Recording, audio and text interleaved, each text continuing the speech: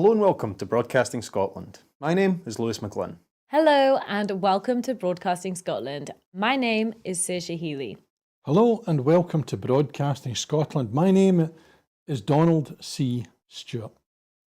Broadcasting Scotland is Scotland's independent broadcaster, providing factual news, reporting on the issues important to the people of Scotland. We are committed to public service broadcasting, and with your support, we will produce even more programmes. Provide opportunities for young people interested in media production and broadcasting, and challenge preconceptions of what Scottish media looks like, amplifying Scotland's voice and reflecting its communities. We can already deliver high-quality live news, and we will create the highest quality programmes for you to enjoy. But we can only do that with your support. So please subscribe to and share our channel or donate to Broadcasting Scotland via the link in the description. Thank you. Thank you. Thank you.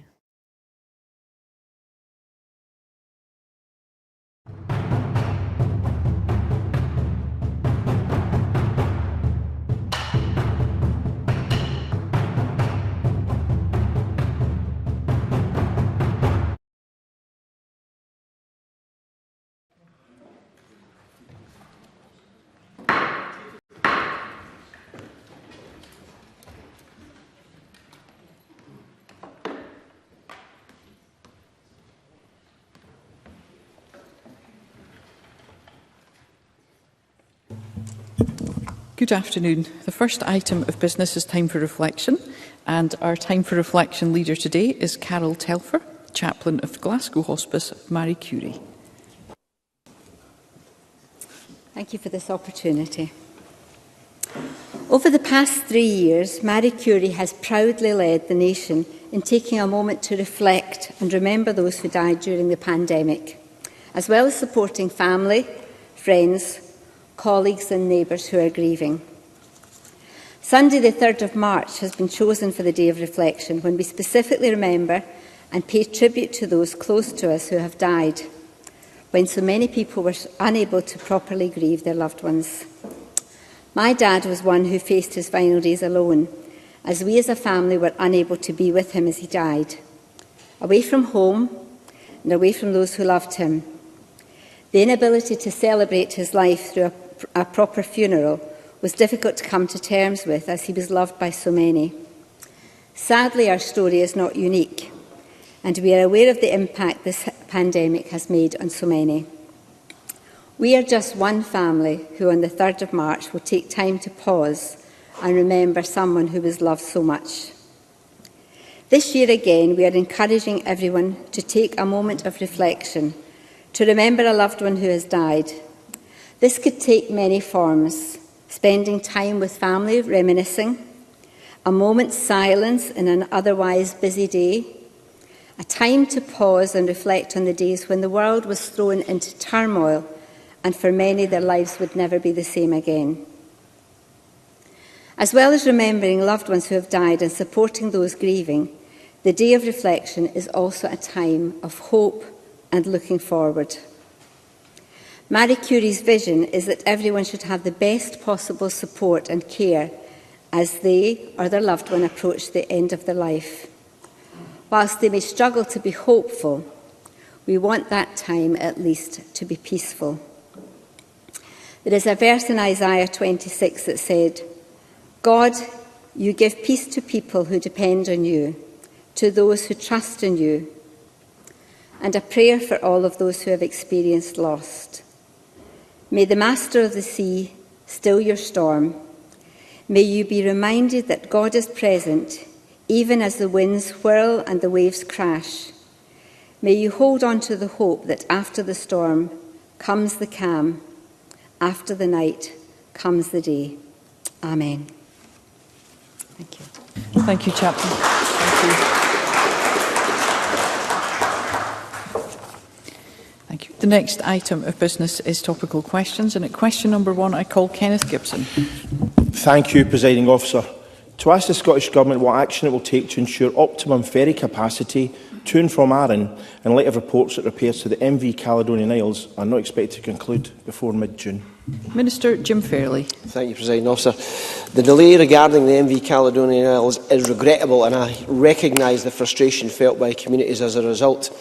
The responsibility for operational decisions regarding ferry services lies with CalMac as the operator. We expect them to be working along with advisers to ensure repair work is progressed at pace. The Cabinet Secretary for Transport spoke with CalMac's Chief Executive yesterday to convey her concern and making clear that everything must be done to address capacity and provide assurances for the Arran community and others across the network, particularly as we look towards the Easter break and beyond. The MV Isle of Arran is operating out of Robison, and there continues to be additional sailings via the island's secondary route, Clonagh to Lagranza, and no capacity issues are being reported at this time. Kenneth Gibson. I thank the Minister for that response.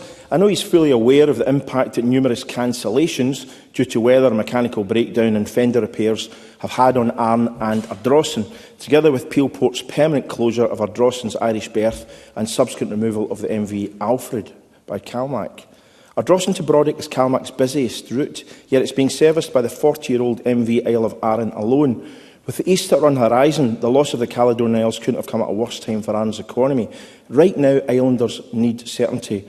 So what reassurance can the Minister provide both Arranacs and prospective visitors that the capacity, which he said is not a problem at the moment, won't be a problem during Easter holidays?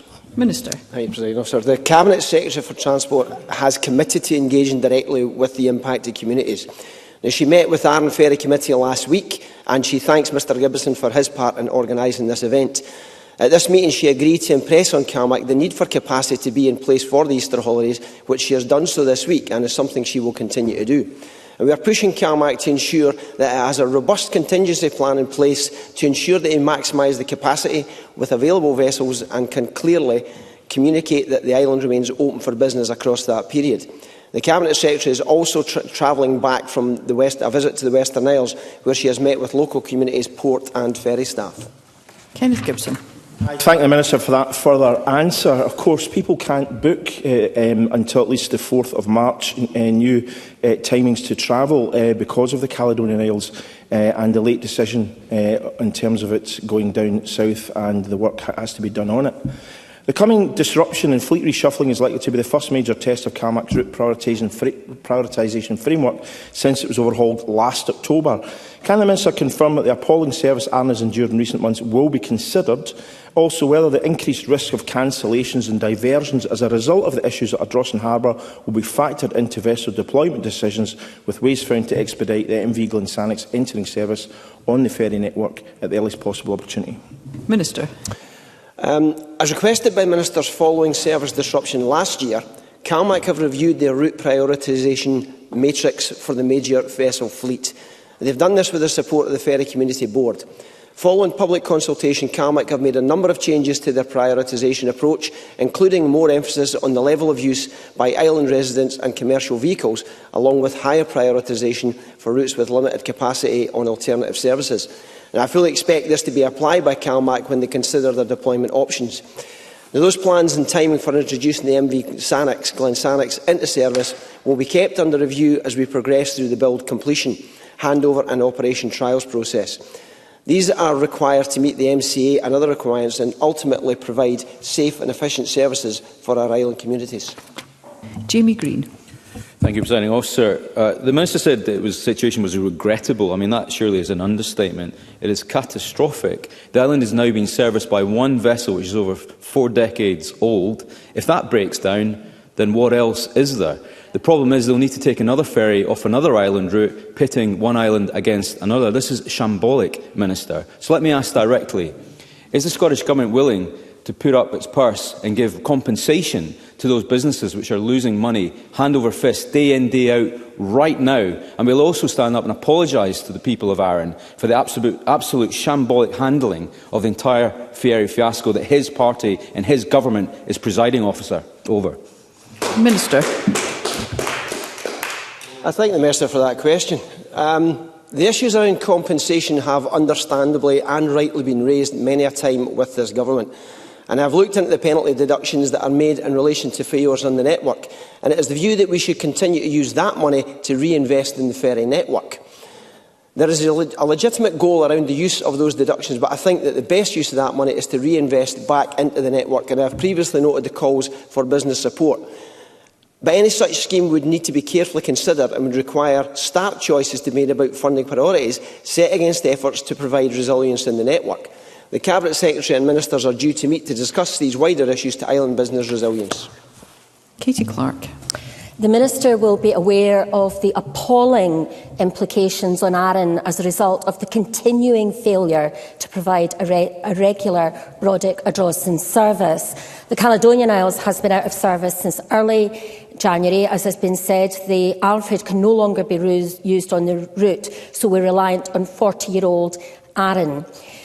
Does he not accept that this is an inevitable problem of ageing fleet due to past failure to invest, and indeed the failure to make progress at Ardrossan Harbour is coming home to roost? So we need far more robust resilience strategies provided, and that the Scottish Government needs to be centrally involved in that. Minister. I don't think that there is any doubt that the Arran community have been impacted. I spoke to businesses this morning, and I'm quite sure that the Cabinet Secretary is working with them on a regular basis. She is engaging with them fully. What I'm hearing from those businesses in that community is that they are very pleased with the response they are getting from the Cabinet Secretary, and I'm convinced that she will find the solutions that we need to go forward. Alistair Allen. The withdrawal of MV Caledonian Isles unfortunately comes at a critical time as we approach the busier summer timetable period. Communities across the whole network are, of course, anxiously awaiting an update on deployment proposals of all CalMac's other major vessels while the Calais Isles is out of action. So can the Minister assure my constituents that no island community will be forced to bear the brunt of this disruption in the weeks to come? Minister. As I've already said, the Cabinet Secretary met with CalMac yesterday to convey her concern and to ensure that they have a robust contingency plan in place to maximise capacity with available vessels to ensure the continued delivery of lifeline services across the network. And CalMac, at the request of ministers, have made a number of changes to their prioritisation approach, including more emphasis on the level of use by island residents and commercial vehicles, along with higher prioritisation for routes with limited capacity on alternative services. And I fully expect this to be applied by CalMac when considering deployment options.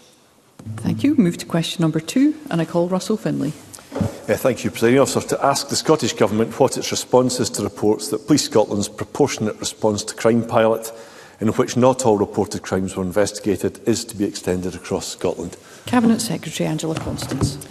Presiding Officer, at a meeting of the Scottish Police Authority last week, the Chief Constable stated that the North East pilot was about ensuring a proportionate approach to policing. Deputy Chief Constable Malcolm Graham also outlined some preliminary findings, with a full evaluation to be presented to the SPA in the near future. Any decision on whether the pilot will be extended more widely are for Police Scotland, with oversight and scrutiny provided by the SPA. Public confidence will be key to this process. Officers in the North East will continue to investigate all crimes reported. This means all reports are recorded using the Thrive model, with an assessment of threat, harm, risk and investigative opportunities, vulnerability and engagement. Police Scotland remains focused on keeping communities safe from harm. Russell Findlay. Thank you. Now, the SNP government might not want to listen to opposition MSPs, but they should listen to Scotland's police officers. The Scottish Police Federation could not be clearer about this surrender to criminals. Its chair says this is being driven, and I quote, purely by finance and not by basic policing principles. The General Secretary reveals they were not even consulted on this policy being extended across Scotland. And he says that, quote, the public have been let down. And he's absolutely right, Presiding Officer. So will the Cabinet Secretary disclose how many crimes were not investigated in the pilot and how many more she expects will not be investigated across Scotland? Cabinet Secretary. Presiding Officer, I do all members and all stakeholders the courtesy of listening to their viewpoints. It is a shame that that is not always replicated, because despite a narrative by some of misconstruing the pilot, which I think is regrettable. And I have to once again emphasise what the Chief Constable has said to the board and also to observers, that this is not a policy about non-investigation. Police Scotland have been clear that they will continue to investigate all crimes reported. Every crime is subject to an individual assessment. If there is no proportionate lines of inquiry and no risk and no threat, there will, of course, be a report filed and a crime reference number issued. And unless there is any further evidence or information, there would be no further action. But it is important to remember that the public at the end of the day want quick and proportionate responses, bearing in mind that the change and demands on our societies, change in crime, and indeed the change in demands on our police force necessitates that. Russell Findlay. Thank you. I really don't think the Scottish Police Federation are misconstruing the terms of this policy, and I'm surprised to hear the Cabinet Secretary suggesting that. The police officers and the public have absolutely no idea what crimes will not be investigated, and that's exactly what's happening, no matter how it's spun. The pilot scheme's evaluation report is also being kept secret. So will the Cabinet Secretary explain what crimes she considers minor enough to be effectively decriminalised? Cabinet Secretary. Presiding Officer, it is Mr Findlay who misconstrues the pilots and deliberately misconstrues my words to this Parliament. I have to be clear with him that public confidence in this pilot and the decision-making around this pilot, which is still to take place, is absolutely crucial. And that is why there is a robust evaluation process. It is anticipated, if he had perhaps listened to the commentary and the contribution of the Deputy Chief Constable at the SPA board, that this is about a proportionate response to each and every crime. We surely do not expect police officers to pursue a line of inquiry if there is indeed no line of inquiry to pursue. So it's a shame that Mr Findlay will continue to blister the importance of this matter, because this is about ensuring that we have public confidence, that we respond proportionately to each and every crime, and we work together to keep Scotland safe. Audrey Nicholl. Thank you. Does the Cabinet Secretary agree that this approach does seek to ensure a proportionate and appropriate response, so that where there are no lines of inquiry, information is recorded but no further action taken, therefore enabling officers to concentrate on more serious crimes where there are opportunities for detection? And does the Cabinet Secretary agree that it is important that the public are reassured that where evidence subsequently does come to light, the matter will indeed be investigated? Cabinet Secretary. Presiding Officer, to be clear, there are occasions where reported crimes have no associated threat, risk, harm or vulnerability, and also, as I've said, no proportionate lines of inquiry for police officers to investigate. Police Scotland, I repeat, have been very clear that when reported crimes do have proportionate lines of inquiry, including after crime has been reported, that they will be investigated, as has always been the case. And if I quote the Deputy Chief Constable, Malcolm Graham, when he said, if there are no lines of inquiry that can be pursued, then we shouldn't be, in some ways, be setting up an expectation that there are things that police can do when we can't. And, Presiding Officer, I note that the preliminary findings outlined by the Deputy Chief Constable Graham at the same meeting included that around 5% of calls taken by Police Scotland fell into this category. Pauline McNeill. It will be interesting to see if this pilot does have public confidence. An essential question is, well, who arbitrates as to whether or not it's proportionate or not? How can the Cabinet Secretary ignore the Police Federation, who also said that this policy is a dangerous precedent and we should be very, very careful?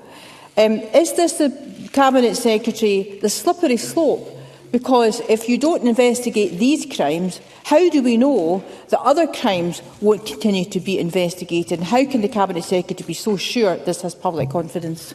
Cabinet Secretary. Well, of course, Presiding Officer, that's a very important part of the evaluation process. It will be scrutinised robustly and thoroughly by the oversight group that the Scottish Police Authority have set up. The chair of the Scottish Police Authority will chair that oversight group. It will, of course, be looking at many factors, but at its core, it will indeed be public confidence. And I have to repeat, Presiding Officer, surely we cannot expect police officers to be pursuing lines of inquiry where no lines of inquiry exist. And as in my reply to Audrey Nicholl, in terms of the preliminary findings, now these are just preliminary findings and summary findings, we will all want to see the full report along with the full evaluation, but the preliminary findings say that around less than 5% of calls taken by Police Scotland fall into this category. Sharon Dowie. Thank you, Presiding Officer. Former Superintendent Martin Gallagher has described Police Scotland's decision not to tackle minor crime as disastrous. This could include crimes like vandalism, break-ins or antisocial behaviour in our communities. We often hear that crime is falling, but it is estimated that 60% of crime is unreported. So can I ask the Cabinet Secretary, how can the Scottish Government ensure they're being tough on criminals when they're letting some away without investigation? Cabinet Secretary. Presiding Officer, I think that is a very serious slur against policing in this Scotland, that they do not pursue lines of inquiry when they exist. We all have a shared endeavour, and I accept the scrutiny and the challenge, and I accept that everybody in this chamber has an interest in ensuring that our communities are safe. And Police Scotland investigate a massive range of crimes, from those that some of us may consider less serious to those crimes of the utmost seriousness. So we really do have to be looking carefully, yes, at this pilot, but we should be looking first and foremost at the facts and evidence, Presiding Officer. Rona Mackay. I thank the Cabinet Secretary for confirming that Police Scotland has always stated, and now the Chief Constable has confirmed, officers in the North East continue to investigate all crimes reported, and the service remains focused on keeping communities safe from harm. Can the Cabinet Secretary provide an explanation of the Thrive initiative, threat, harm, risk, investigative opportunity assessments carried out on crime reports? Cabinet Secretary. Presiding Officer, the Thrive model isn't new. It was rolled out as part of the contact assessment model in 2021 to ensure that all callers receive an appropriate response and that incidents can be properly prioritised. Handlers consider the 6 key factors of threat, harm, risk, investigative opportunity, vulnerability and engagement on each call received. And if an immediate or prompt police response is required, the call is passed to the area control room. The most suitably located, skilled and equipped police officers will be dispatched.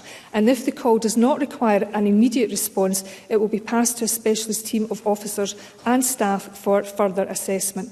It is its 2022 assurance review of the contact assessment model that HMICS noted that Thrive was helping to determine the most appropriate response to incidents being reported to Police Scotland. And Liam MacArthur. Thank you, Presiding Officer. The Cabinet Secretary has referred on many occasions to the importance of public confidence. It's not clear, though, from her responses to date, how that public confidence will be assessed. I wonder whether she could provide more detail on that, and indeed in the engagement there has been with victims groups who clearly have a very clear view on the effectiveness of this approach. Cabinet Secretary. Presiding Officer, it is an important point, and the evaluation and the full report, it would be my expectation that that will address the issue very clearly of public confidence and indeed feedback from the communities that we all seek to represent. Thank you. That concludes topical questions. The next item of business is a statement by Angela Constance on Scotland's prison population. The Cabinet Secretary will take questions at the end of her statement, and so there should be no interventions or interruptions. And I call on the Cabinet Secretary up to 10 minutes, please. Presiding Officer, I updated Parliament in October that the prison population had risen in 2023 by around 9%. At that time, the population was 7,937. As of yesterday, it was 7,959. Although the rate of increase has slowed, the population remains too high, and we monitor this on a weekly basis. As I've previously said, doing nothing is not an option. This is not just about the number of people in prison, it is about the impact and the complexities, as those can create new pressures which detract from the ability to focus on prisoner progression and care, all of which demands action. The prison population projections published on the 13th of February highlight the need for a focus on early and effective intervention, diversion and rehabilitative support. To accommodate the increase, our prison service is keeping its population management strategy under review. This includes taking a range of actions to optimise the current prison estate, which has already seen the transfer of male prisoners into accommodation previously housing women at HMP Edinburgh, and the transfer of robustly risk-assessed adult male prisoners to HMP Polmont.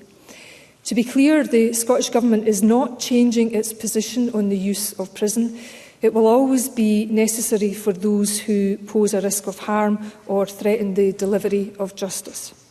Protecting victims and the public from harm is my absolute priority. We all want the same thing: less crime, fewer victims and safer communities. However, we must recognise that prison, whilst absolutely necessary in many cases, is often not the best way to reduce recidivism. We know that those released from short sentences are reconvicted nearly twice as often as those sentenced to a community payback order. As stated by Sheriff Mackey in the recent BBC Disclosures programme, and I quote Sheriff Mackey, "The idea of somebody serving a life sentence 3 months at a time is a real thing, and we know that short prison sentences do no good." Presiding Officer, with the increased investment of £14 million through the draft budget, we will ensure the courts can access a wide range of effective, high-quality community interventions. The majority of that additional funding will be used to increase the capacity of justice social work, whose expertise, advice and support is so critical to almost every aspect of the criminal justice system. And that includes alternatives to remand, and work is ongoing to increase availability of those with input and collaboration from key partners. Significant progress has been made. A total of 1,100 bail supervision cases were commenced in 22-23, the highest in the last 10 years. The number of people currently being electronically monitored is 1,860. 416 of those are bail orders, and I am keen that justice partners make all available use of this measure where appropriate. Alongside partners, we are also making good progress to introduce new electronic monitoring technology and pilot GPS functionality, initially for people being released on Home Detention Curfew Scheme or HDC. This additional option will further support people being managed as they reintegrate into communities. This is why we are also working with the Prison Service, Risk Management Authority and Justice Social Work to optimise the use of HDC across the prison estate where appropriate to support reintegration and a structured return to the community. HDC is used in other jurisdictions, of course, including England and Wales. As members know, we are also working with justice agencies to develop commencement plans within the next year for the reform of the Bail and Release from Custody Scotland Act passed last year. The provisions in this Act are intended to refocus the use of remand so that it is reserved for those who pose a risk to victim and public safety, and in certain circumstances the delivery of justice. The provisions will also improve planning and support for people leaving prison. Presiding Officer, let me now turn to our prison service. It is, of course, prison staff that are on the front line, and they deserve our praise and they deserve our support for the work that they do. A high prison population impacts on those working and living in our prisons. Increasing investment in the resource budget by 10% to £436.6 million in 2024-25 will enable our prison service to safely manage the increasingly complex population as well as pay progression for staff. We must also acknowledge the complexities of need in the prison population due to an increasingly ageing population. The Scottish Prison Service are actively considering estate optimisation options, including the possibility of new or adapted accommodation to better meet increasing social care needs. We will work with the Scottish Prison Service to undertake a review of social care in prisons, which will include a full data assessment of the need across the prison estate and assessment process, and importantly, developing strategies to support the changing social care needs of the prison estate. This work will include an options analysis on creating bespoke facilities for prisoners with social care, and I will be discussing this with the cross-portfolio Ministerial Group on prison health and social care tomorrow. Presiding Officer, while work is underway to respond to the high prison population, we need to understand and address its root causes if we are to take a long-term, sustainable and evidence-based approach to those who offend. Like England and Wales, Scotland has one of the highest uses of custody in Western Europe. In 2023, we imprisoned around 132 people per 100,000, compared to 137 in England and Wales, 106 in France, 98 in Spain and 51 in the Netherlands. But there is nothing intrinsic about our country that means it should not and could not have a penal policy which leads to it no longer being an outlier. It's now been over 15 years since the Scottish Prisons Commission, chaired by Henry McLeish, examined how imprisonment is used in Scotland. And while we've made good progress on many of the Commission's recommendations, a lot has changed since then. We've seen an increase in the reporting of sexual offences, fewer individuals going to prison each year, but on average serving longer sentences, increased pressure on the High Court and an ageing prison population with complex care needs, which our prisons were not designed to deal with. There is now a pressing need to consider models of care within prison and the right range of robust community justice alternatives to short-term sentences. I think the time is right to look again at the sort of justice system we want to have, and to that end I plan to commence an externally led review of sentencing and penal policy. This will allow us both to revisit the fundamental question of how imprisonment is used and to go beyond that to consider how to meet what is surely a shared aim across this chamber, to deal with offending behaviour in an effective and proportionate way, to reduce reoffending through meaningful rehabilitation and to keep our communities safe. This is not about reducing the prison population as an end in itself, but about ensuring that custody is used for the right people and at the right time, and not as a replacement for taking effective community-based action to tackle public health problems such as addiction or poor mental health. This will not be a simple task given the complexities within our justice system. The scope and approach of the review will need to be developed with partners and any prospective chair. But an in-depth review will offer the chance to answer key questions about our approach to offending behaviour and to make recommendations both for the short and long-term reform. I want this review to offer its initial findings for consideration by Government and Parliament during this parliamentary session, and I would welcome views from members and will be asking justice representatives from all parties to meet and discuss this in due course. Presiding Officer, the needs of the prison population are increasingly more complex. Again, I would like to pay tribute to the Scottish Prison Service and to our justice partners. We are working together to take action and will continue to do so. A serious and significant challenge remains. While the prison population has not deteriorated further, we need to continue at pace to prevent this issue from persisting or reoccurring. And I will continue to keep Parliament updated. Thank you.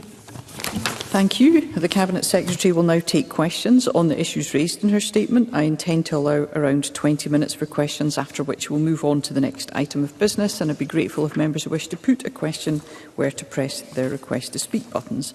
And I call Russell Findlay.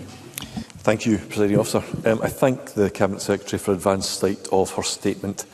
And it's important to note that each and every prisoner is behind bars due to the outcome of a robust, fair and independent judicial process. And I'm sure that people will share my relief today that the statement is not some plan to conduct a mass release. As we saw during the pandemic, that would have been a mistake. Prisoners released en masse and without support would again have resulted in significant reoffending. Now, part of the problem is that the SNP government has failed to build adequate prison capacity. HMP Glasgow will be years late and cost at least £400 million. The government talks about alternatives to custody, but fails to deliver them. The Cabinet Secretary spoke about robust community service alternatives. So take alcohol monitoring technology as an example. This equipment precisely detects if the wearer has consumed alcohol in breach of bail or parole conditions. This smart technology is being used successfully across the rest of the UK, while the SNP are still thinking about it. I would like to see action on this, and I would be grateful if the Cabinet Secretary could explain when these will be used to their full potential. And I also note that the Cabinet Secretary says that yet another review is being instructed, words that fill most of us, I'm sure, with dread. I'd like to know what is the exact purpose of this review and who will be on it. And crucially, can she give a commitment that the voices of victims will be heard? Thank you. Cabinet Secretary. Presiding Officer, I am very pleased that Mr Findlay, like I, wishes at all times to uphold the independence of our courts and judiciary. As he knows, I have no plans for emergency release. In terms of building more prisons, I will be direct with Parliament. We cannot build our way out of this, not least because the capital budget available to this Parliament over the next 5 years will be reduced by 10%. I have been more than happy to discuss with members in Chamber and out with when they have been advocating for their local SPS establishment in terms of maintenance or indeed the progress that can and must be made in and around the replacement of HMP Berlini and indeed the new HMP Highland. I would be interested to discuss with Mr Findlay his views on the alcohol monitoring technology. I have, in the not too distant past, received a briefing on this matter. I think the use of technology has a place to play. That's why I'm keen that we push forward, for example, with GPS technology, but that is not the only technological solution. And the review will be what we make of it. Whether we as a Parliament and a country can come together to ensure that we get the right solutions in place for the short term, the medium and the longer term. We should not be constantly revisiting issues and the problems caused by a high prison population, but that will require courage across the political parties, and it will require leadership across political parties. And in terms of the voice of victims, Mr Findlay, always at the heart of everything. Pauline McNeill. Scottish Labour also would like to pay tribute to the SPS and its staff for a very hard job that they do. I wonder if the Cabinet Secretary can give some more detail on the plan to use GPS functionality and the use of community sentencing. Scottish Labour are very interested to talk to the Scottish Government and developments in that regard. But the statement said it's not just about the number of people in prison, it's the impact on the ability to focus on prisoner progress. But there doesn't seem to be included in the plan any plans to improve the conditions that prisoners are serving their sentence in, because they're still doubling up in cells and there's a lack of activity. So it's hard to see how any of this addresses the acute nature of serious overcrowding. I also wonder when we'll get to see when the strategy for older people is a concrete commitment or not, because I know it's just a possibility. But critically on the question of Barlinnie, since the Cabinet Secretary raises this, there is some confusion now about this timeline. So can the Cabinet Secretary be absolutely clear with Parliament? What is the timeline for Barlinnie? Are you still committed to do it? Will we see one brick laid this side of the parliamentary term? Or is in fact the truth that you've actually dropped this, any serious commitment to Barlinnie? Cabinet Secretary.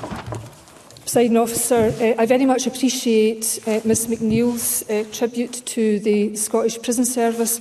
The work in our prisons is often unseen, but it should never be unheard. What happens within our prisons matters, and that's why the points that she raises about the impacts of condition, the impacts of overcrowding on progression and reintegration opportunities are certainly points that I would never for a minute demur from.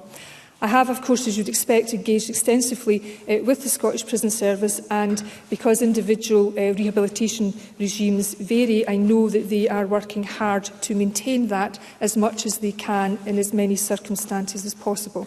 I am pleased to say that they are doing a really good job in maintaining family contact, and that, of course, is important for rehabilitation and reintegration. In terms of HMP Barlinnie, we have no option other than to replace HMP Barlinnie. And as I said in the not too distant past in this chamber, that once we have the final design, we will be able to give much more clarity on the final costs. The costs are not insignificant, and we will be able to give more absolute clarity around specific timescales. But plans are progressing and the designs are progressing, and we've got a much better feel for the capacity and the model that would operate within the new prison. And similarly, while we have a lot of work to do in terms of taking forward what I outlined in my statement with regards to older people, but we have an ageing prison population in the same way that we have an ageing community. So again, doing nothing is not an option, and I will certainly keep Parliament fully informed. Thank you. I'm keen to get in all members who have press, so I'd be grateful for concise questions and responses. And I call Audrey Nicholl to be followed by Sharon Dowie. Thank you, and I thank the Cabinet Secretary for her update and note the challenges faced in respect of the prison population in Scotland that are long-standing and complex. As the Cabinet Secretary outlined, the justice sector will see a welcome increase in the draft budget in the next financial year. So can I ask for some more detail on how this increase will assist, address and reduce the prison population increase currently being experienced? Cabinet Secretary. So, Presiding Officer, to be specific, the draft budget has a total of £148 million to be invested into community justice. That is an additional £14 million, and that will certainly be utilised to encourage wider use of robust community-based interventions. The majority of this additional investment will be provided to local authorities for justice social work services. But the additional investment demonstrates our commitment to ensuring that alternatives to custody are consistently available, and that includes community payback orders, but also the work that we can do around structured deferred sentences would be one example. And community-based interventions, we know, can also help minimise disruption to families and communities, supporting people to maintain stable relationships, housing and employment. And as I intimated in my statement, it's crucial that we ensure that we have the right breadth and depth of community disposals available to our independent courts. Sharon Dowie, to be followed by Rona Mackay. Thank you, Presiding Officer. There's been a troubling pattern of releasing dangerous criminals early alongside a worrying rise in the prison population. Despite this pattern, funding for crucial aspects of under-pressure criminal justice social work has remained static. Meanwhile, organisations that help keep people out of prisons and reduce our prison population are faced with severe budget cuts. We welcome the investment of £14 million, but this is a drop in the ocean. Criminal justice social work is already on its knees. So can I ask the Cabinet Secretary, is this really enough to help these organisations make a real difference to the rising prison population? Cabinet Secretary. Well, Presiding Officer, as a former forensic mental health social worker and a former criminal justice social worker, I believe I'm well placed to know what is required. Of course, if Ms Dowie and her colleagues have any amendments to the budget this afternoon that is with respect to increasing in funding further to criminal justice social work services, I am sure that Parliament will await to hear that. But nonetheless, I am glad on a point of consensus that she welcomes the additional £14 million. And again, to refer to our colleague Mr Findlay's point about respecting the role of our independent courts and judiciaries, people are released from prison either when their sentence is expired or when the Independent Parole Board has made a decision based on a thorough risk assessment. But nonetheless, in response to the many letters I've received from colleagues across the Chamber, it is important now that we have a review of sentencing and penal policy. Again, I will ask for concise questions and responses, and I call Rona Mackay to be followed by Katie Clark. Thank you, Presiding Officer. Can I ask the Cabinet Secretary how the new community custody units are working to improve outcomes for women in custody, and can lessons be learned for the rest of the prison service? Cabinet Secretary. Presiding Officer, in terms of lessons learned, a formal evaluation is currently underway, and I very much hope that we can learn a lot from the innovation and trauma-informed facilities that we now see at the Bella Centre in Dundee and the Lilias Centre in Glasgow. Both of these facilities represent a step change in the rehabilitation of women in custody. And these custody units are supporting women to develop key life skills and a degree of independence to give them the best possible chance of a successful return to the community after leaving custody. Katie Clark to be followed by Fulton McGregor. Considerable investment was made in the new women's custody units. However, last year we were advised that occupancy rates were less than 50%. For most of the time, with the highest occupancy rate being 52%. Can the Cabinet Secretary provide reassurance to the Parliament that the assessment criteria have been reviewed and that these excellent facilities are being now fully utilised? Cabinet Secretary. Yes, I can assure the member that the assessment criteria has been reviewed and we are seeing an increase in occupancy in the women's community custody estates. It's now round about 2/3. We're also seeing that safe increase in occupancy at both the women's estate but also at HMP Castle Huntly as well, which I visited just the other week. Fulton McGregor to be followed by Liam MacArthur. Thank you, Presiding Officer. During the previous statement on this issue, I asked the Cabinet Secretary about the increase in social care needs of prisoners, which followed on from the Governor of HMP Oakle's calls for bespoke facilities to be considered for this group. I am pleased that today's statement includes a commitment to review and analyse the situation with the SPS. Can I ask the Cabinet Secretary what this review will entail, and will it consider international models where appropriate? Cabinet Secretary. Yes, we would of course consider international models where they are appropriate. To be again direct with Parliament, the condition of prisons, particularly with the older Victorian estates, presents a significant challenge for the delivery of social care and the engagement of prisoners with mobility issues in everyday prison activity. Cells are often too small to accommodate wheelchairs or hospital beds, and there is no room to retrofit accessible showers or toileting facilities. The annual prison population statistics published in December tell us that there were 451 people in custody over the age of 60, and this represents a 130% increase over the last decade. So along with the Scottish Prison Service, we will push ahead with the work that I've outlined in my statement today, Presiding Officer. William MacArthur, to be followed by Ivan McKee. Thank you. The Cabinet Secretary is right that prison overcrowding both puts staff at risk and undermines efforts to rehabilitate prisoners. It's clear, though, that the remand population is stubbornly high and that courts lack the confidence in the consistency and effectiveness of alternatives to remand. So what is the Cabinet Secretary going to do to build that confidence amongst our judges? Cabinet Secretary. Presiding Officer, Mr MacArthur is quite correct to be forensically focused on the issue of remand. If I quote one statistic at you, the remand population as of yesterday in the women's estate, for example, sits at 41%, and that indeed is the clarion call to be going further and faster. I won't repeat what I've said to colleagues earlier in the statement around the utilisation of the additional £14 million, taking that community justice budget up to £148 million.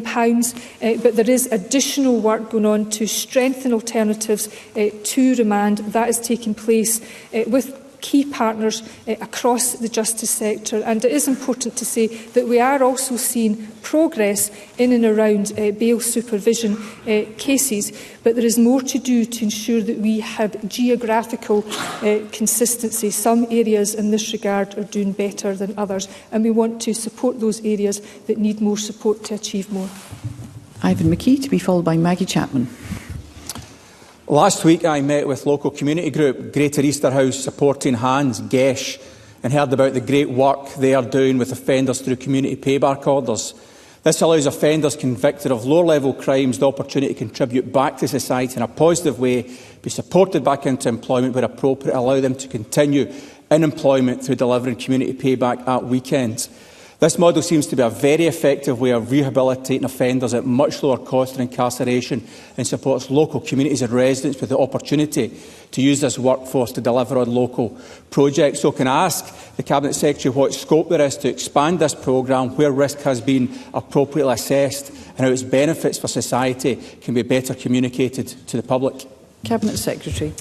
Presiding Officer, I'm very grateful to Mr McKee for highlighting the good work in this area, although I am disappointed that he didn't invite me to visit this local project in his constituency.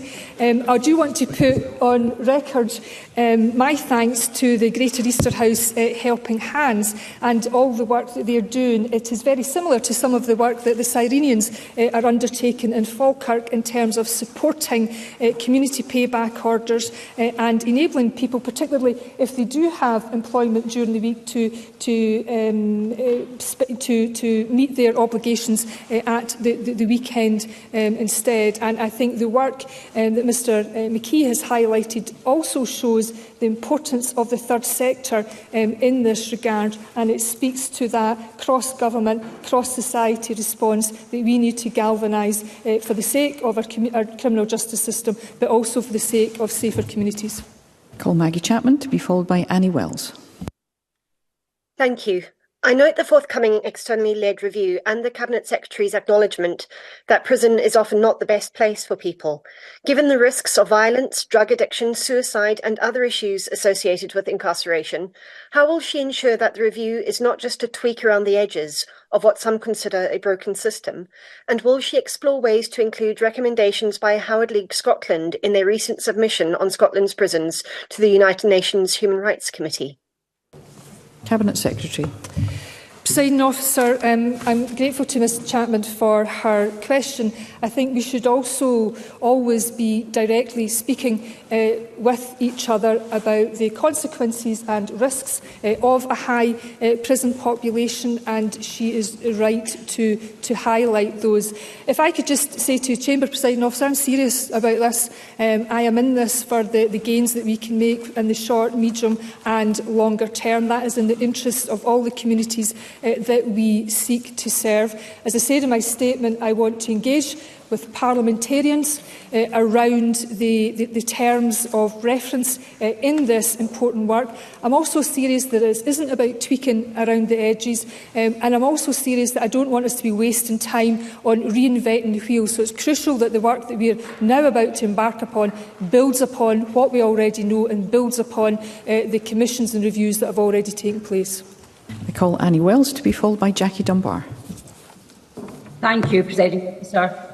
Last month, statistics showed that more than a quarter of community payback orders did not include any unpaid work. Now the Cabinet Secretary has said that community justice measures need to be considered to relieve pressure on the prison estate. Can the Cabinet Secretary ensure us that such community justice measures will only be given in response to appropriate crimes, and such sentences will include appropriate penalties? Cabinet Secretary. Presiding Officer, it's important that we recognise first and foremost that when it comes to community payback orders, if we have the courage to follow the evidence, that they will show that there are lower levels of reconviction in comparison to short-term prison sentences. It's also important to acknowledge that the recent publication of community justice statistics showed that the unpaid element within community payback orders is actually increasing, and it's the highest it's been for a few years now. But we should also recognise that in assessing an individual for a community payback order, they will have a range of needs to address if we are going to reduce the risk that they present to community. So there is 10 potential conditions that could be put on someone subject to a community payback order, which ultimately it will be a matter for the court whether somebody receives a community payback order as opposed to a custodial sentence. But we have to increase the confidence of our courts so that they have absolute assurity that a community payback order will address the needs of any said individual. Final two questions. I call Jackie Dunbar to be followed by Ash Regan. Members across this Parliament should all be considering what needs to be done to reduce the prison population and to reach consensus on this issue so it doesn't become a political football. Can the Cabinet Secretary outline further how the review of penal policy may help achieve that while ensuring we have policy and measures in our justice system that are fit for the 2020s and beyond? Cabinet Secretary. Presiding Officer, as I said in my statement, I will be writing to justice representatives from all parties. I am committed to engaging actually with all members across the chamber and indeed stakeholders to develop in the scope of the review. We need to proceed in a structured way so that we can achieve tangible improvements. And I've been very clear in my statement that I believe the core aims of the review will be shared across this chamber, regardless of party affiliation, because I believe we do want to work together to deliver safer communities for Scotland. And I'm committed to doing what I can to grow that cross-party consensus and indeed to support cross-party leadership. Ash Regan. Thank you, Presiding Officer. Women are disproportionately sent to prison for short sentences, and many are victims of trauma. Today, the transgender management policy replaced the interim policy following public outcry on a double rapist being housed in the women's prison estate. The policy fails to address the grave concerns that were raised by the Justice Committee and by the public on the risks that might be created to female prisoners and staff. So can I ask the Cabinet Secretary, when will an impact analysis on the strategy for women in custody take place, and how will the impacts of the new transgender management policy be assessed and reported on? Cabinet Secretary. Presiding Officer, in terms of Ms Regan's question, I just want to put on record that she took the time to come to the Criminal Justice Committee, even although she's not a member of the Criminal Justice Committee, when I gave evidence on this very issue, along with the Chief Executive of the Scottish Prison Service. It is important to acknowledge that the review that took place over a year ago, which led to the interim procedures being put in place, that review concluded that no woman had been put at risk.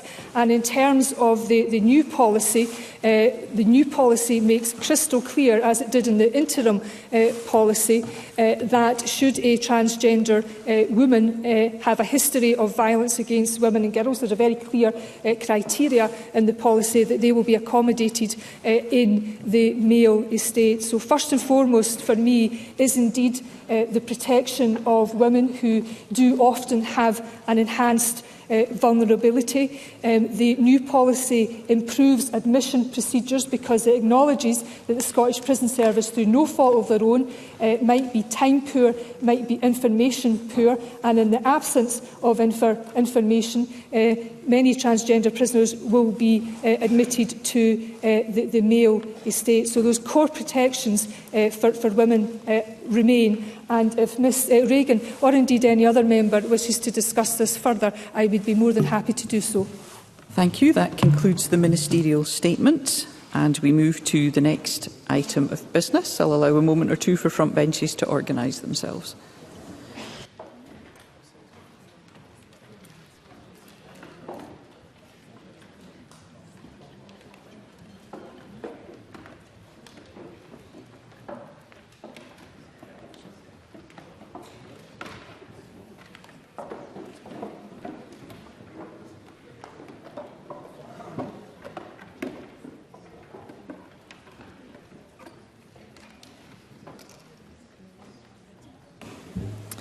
The next item of business is Stage 3 proceedings on the Budget Scotland No. 3 bill.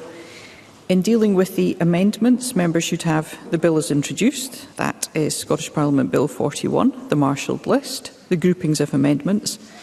The division bell will sound and proceedings will be suspended for around 5 minutes for the first division of Stage 3. The period of voting for the first division will be 45 seconds, and thereafter I'll allow a voting period of 1 minute for the first division after a debate. Members who wish to speak in the debate on any group of amendments should press the request to speak buttons or enter in the chat as soon as possible after I call the group. And members should now refer to the marshalled list of amendments. And we move to the single group, which is entitled The Scottish Administration, Reallocation of Portfolio Responsibilities and Associated Reallocation of Resources. And I call Amendment Number 1 in the name of the Deputy First Minister and Cabinet Secretary for Finance, grouped with Amendments 2, 3, 4, 5, 6 and 7. And I ask the Cabinet Secretary to move Amendment 1 and speak to all amendments in the group. Thank you, Presiding Officer. The 7 amendments proposed today simply update the bill to reflect the Cabinet changes announced by the First Minister on the 8th of February. Specifically, they amend 2 of the authorised purposes for which the Scottish Administration may use resources. Those are purposes 3 and 6 in Schedule 1 of the bill. However, the amendments do not change the overall total of the 24-25 Scottish budget. Taken together, Amendments 1 to 3 reflect the formation of the new Wellbeing Economy, Net Zero and Energy portfolio, which replaces the previous Wellbeing Economy, Fair Work and Energy portfolio. The authorised spend purposes are updated to include the non-transport spend from what was the Transport Net Zero and Just Transition portfolio. As a result, the authorised budget for this new portfolio is increased by £732,755,000 to £1,985,171,000. Similarly, Amendments 4 to 7 reflect the formation of the new transport portfolio, which replaces the previous Transport Net Zero and Just Transition portfolio. The authorised spend purposes are updated to remove the non-transport spend, which is now included in the new Wellbeing Economy, Net Zero and Energy portfolio. The authorised budget for the new transport portfolio is therefore reduced by £732,755,000 to £3,705,617,000 to take account of this. So I move Amendment 1 and urge members to support this amendment and others in the group. Thank you, Cabinet Secretary. There are no further requests to speak at this point. Would you like to wind up further? I don't think there's any need, Presiding Officer. Thank you, Cabinet Secretary. The question is that Amendment 1 be agreed to. Are we all agreed? Yes. We are agreed.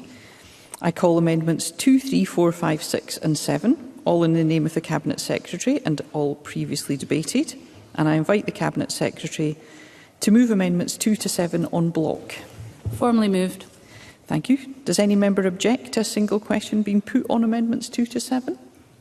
No. No member objects. Therefore, the question is that amendments 2 to 7 are agreed to. Are we all agreed? Yes.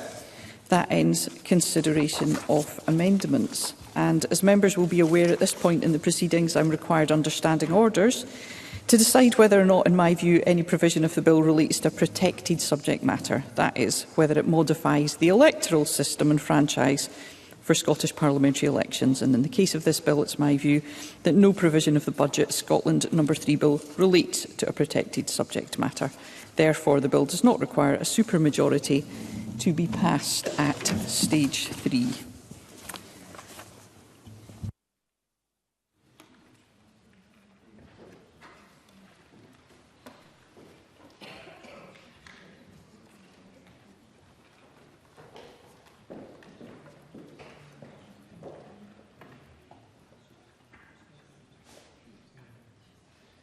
Thank you. Good afternoon. The next item of business is a Stage 3 debate on Motion 12295 in the name of Shona Robison on Budget Scotland No. 3 Bill.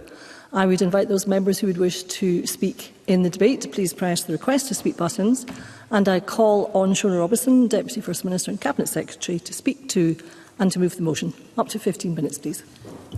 Thank you. Presiding Officer, in opening today's Stage 3 debate on the 2024-25 Scottish Budget, I have been very direct with Parliament that this is a challenging budget requiring difficult choices. In making those choices, our priority throughout has been to protect our frontline services. This has been done in the face of the UK Government cutting Scotland's budget. Our block grant has fallen by 1.2% in real terms since 2022-23. And our capital spending power is due to contract by almost 10% in real terms over 5 years. And that's after factoring in our borrowing powers. All told, that's a cut from Westminster to our ability to invest in infrastructure of around £1.6 billion. I appreciate that there are differing views on what this budget should support, but we cannot spend money that we do not have. If members today have alternative priorities, if they wish more investment to be made in one area, then I ask them to be straight with the people of Scotland and say what they would cut to pay for it. We are choosing to make our income tax system more progressive in order to help fund our vital frontline services. There has become something of a mantra for politicians who sit to the right of this government that we should instead be focusing on growth, as though the word growth was a panacea to cuts from the UK Government on public spending. Growth, of course, is vital, and we are investing more than £5 billion across government to support it. This will help create jobs and support the green economy, support businesses, aid the transition to net zero and fund almost £2.5 billion in public transport and a further £220 million in active travel to provide viable alternatives to car use. In a second, we're also investing £67 million to kickstart a 5-year commitment to develop Scotland's offshore wind supply chain, bringing the total Scottish public sector support for offshore wind to £87 million next year. I'll give way. Murdo Fraser. I'm very grateful to the Cabinet Secretary for giving way. If growth is so important to this government, why are spending in the economy, fair work and energy portfolio down 8.7% in real terms compared to last year? Cabinet Secretary. Because, as I set out at the beginning, we've had to, because our budget has been cut, prioritise frontline public spending. Now, if the Tories want to disinvest in our health service... Cabinet Secretary, please take a seat. I will not have this crossbench sedentary chit-chat going on whilst the Cabinet Secretary is on her feet. It is discourteous to the Cabinet Secretary. Please resume. With a reduced block grant, presiding officer, the choice is either to invest in public services or not. We have chosen to invest in our health services, in local government, in fire and police. That means difficult decisions elsewhere, and we've been clear with Parliament about that. And of course, our position is in contrast to the UK Government, who are paying for unsustainable tax cuts by further reducing government spending and investment into the UK economy. It's unclear to me how the UK Government intends to provide the infrastructure or investment in capital that creates long-term sustainable economic growth when it is hell-bent on returning to a new age of austerity. To be clear, if you stand in this chamber today and say that the UK's income tax bands and rates should be followed here in Scotland, then in the interests of fiscal transparency, you need to say where your hammer blow of £1.5 billion of cuts would fall. And this budget's changes to income tax, including the creation of the new advanced rate, will mean that only employees earning in excess of £100,000 will pay more in income-based taxes in the coming financial year than they did in this one. The contribution from our progressive tax system is supporting us to provide over £500 million extra for the NHS, taking total funding for frontline health boards to £13.2 billion next year. A real terms increase, despite a real terms cut to the NHS in England from the Tories.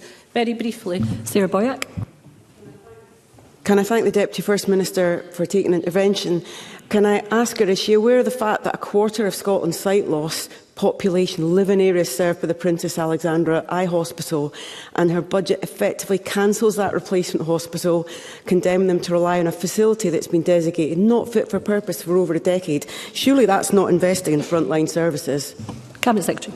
Well, of course, I will come back to Parliament with a revised infrastructure investment plan, but let me be clear, with a reduction of £1.6 billion from our capital budget, every part of the public sector will be impacted by that decision by the UK Government, which I hope, incidentally, is reversed when the Chancellor gets to his feet next week. So we will continue to prioritise tackling poverty through investing £6.3 billion in social security benefits and payments, which is just over £1 billion more than in 2023-24. We're also proud to support pay deals for the public sector that reflect the vital jobs that they do, providing support in the face of high inflation.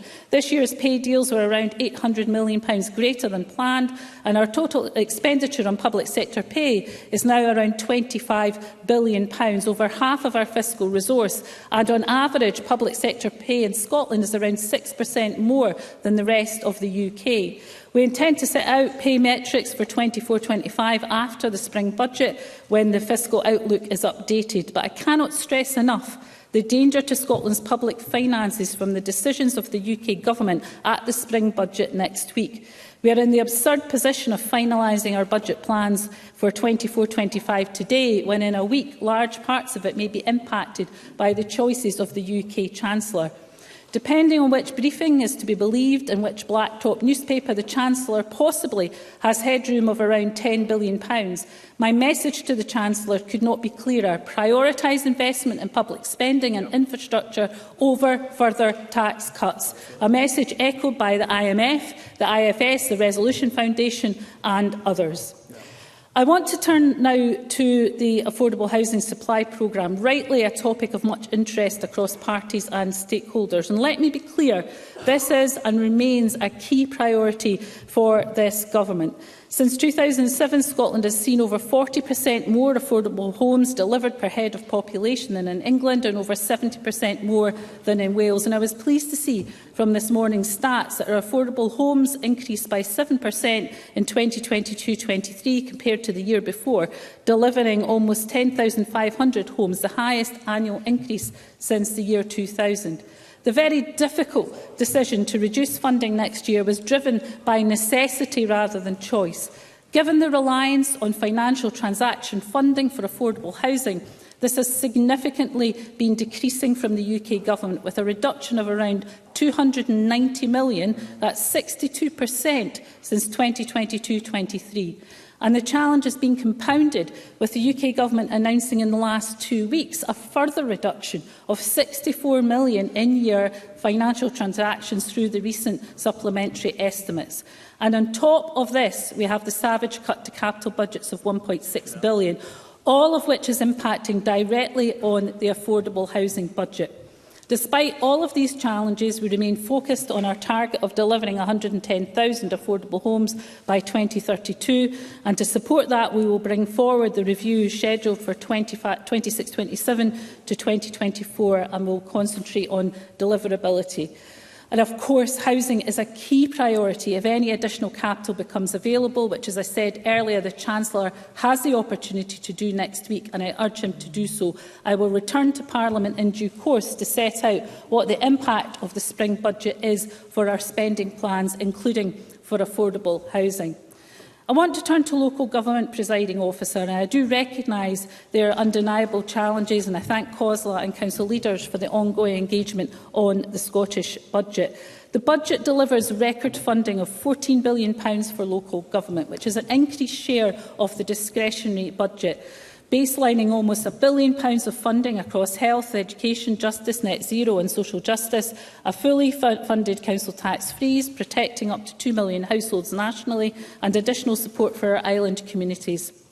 The 2024-25 local government revenue settlement is already over £650 million higher than the position published in the Resource Spending Review less than 2 years ago. However, in recognition of the representations made by COSLA, I have confirmed to COSLA my intention to prioritise additional funding to local government following the spring budget, allocating up to £62.7 million of additional funding to local government, in addition to the £147 million already made available that is contingent on the freeze to the council tax. I welcome the fact that 15 of the 16 councils to have set budgets so far have confirmed the freeze and protected household budgets across their authorities, and I hope this assurance removes the final impediment for those councils still considering their position. Yes, briefly. Pam Duncan-Clancy. I thank the Cabinet Secretary for taking that intervention. Can the Cabinet Secretary confirm whether she will let councils know, including Glasgow City Council, whether the Developing the Young Workforce funding will be forthcoming before the money runs out on the 31st of March? Cabinet Secretary. Well, look, any further adjustments to the in-year position will be absolutely contingent on what we learn at the spring budget next week, because, frankly, we could have an improved position, but we could also have a position that is detrimental to the budget that we are discussing here today. So I will look at all representations, but it has to be in the context of what the funding position is going forward.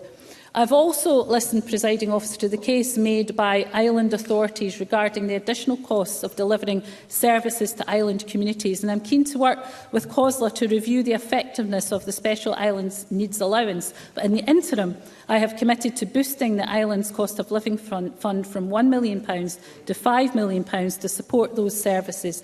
In addition to the funding I confirmed earlier, I'm also committed to increasing local empowerment and working collaboratively to reform and improve existing local fiscal levers. So in the short term, the Joint Working Group on Sources of Local Government Funding will continue to identify, explore and deliver reforms to council tax, building on the progress already made, including exploring improvement on targeting of council tax collection and support for lower income households. Depending on the final analysis of the recent consultation, I can also confirm our intention to extend the powers to increase council tax on second and empty homes through primary legislation. I'm committed to increasing the fiscal empowerment of local government over the course of this Parliament, and we're already making good progress with the passage of the Visitor Levy Bill. Alongside this, we'll continue to explore jointly with local government how a cruise ship levy could be introduced either in that bill or through another legislative vehicle, and we're keen to explore further options brought forward by local government and other partners. In the budget statement in December, we committed to examining the scope for increased local discretion over fees and charges. One of these related to planning, and a consultation on improvement of planning services, including increased discretion over fees, will be launching tomorrow.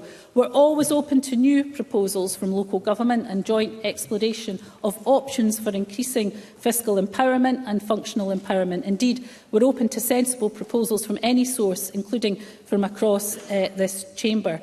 But we've also listened carefully to the ask from local government for more scope to take the steps they believe are necessary to support their local communities, building on our commitment to support Mark Ruskell's reconsideration of the European Charter of Local Self-Government Incorporation Bill.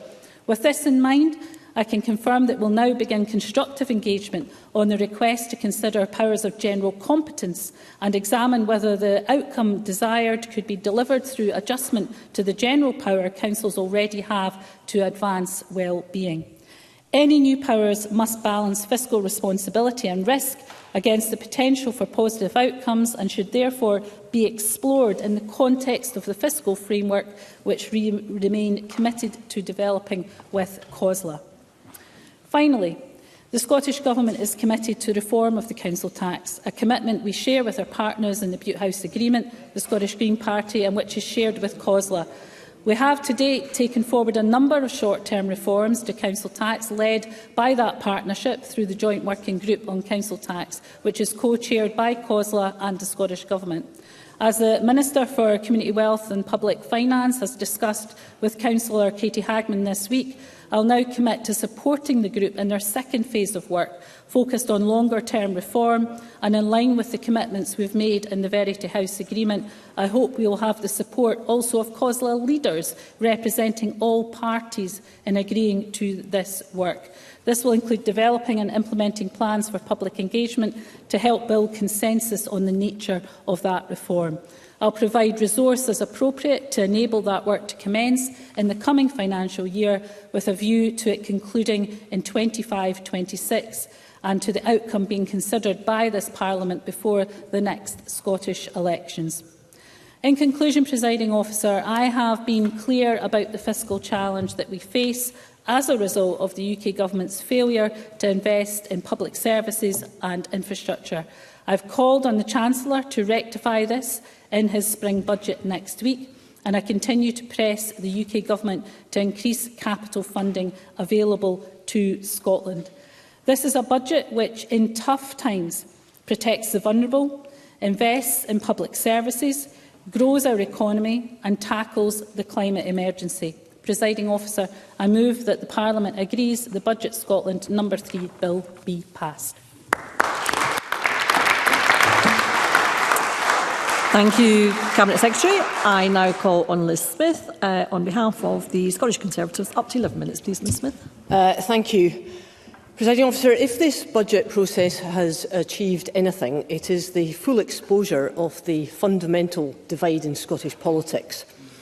That divide is between those of us who believe that the policies to stimulate jobs, investment, economic growth and encourage aspiration should be the top priority, and those, principally ministers in the Scottish Government and their bedfellows, the Greens, who believe that the so-called social contract between government and the public should be the priority because they believe that this is the best way to improve the delivery of public services and address our social ills. As well as, yes, of course. Cabinet Secretary. I just wondered if Liz Smith would recognise the irony of her talk about policies to stimulate economic growth when the UK Government has literally put the economy into recession. Does she not see the irony of that statement? Liz Smith.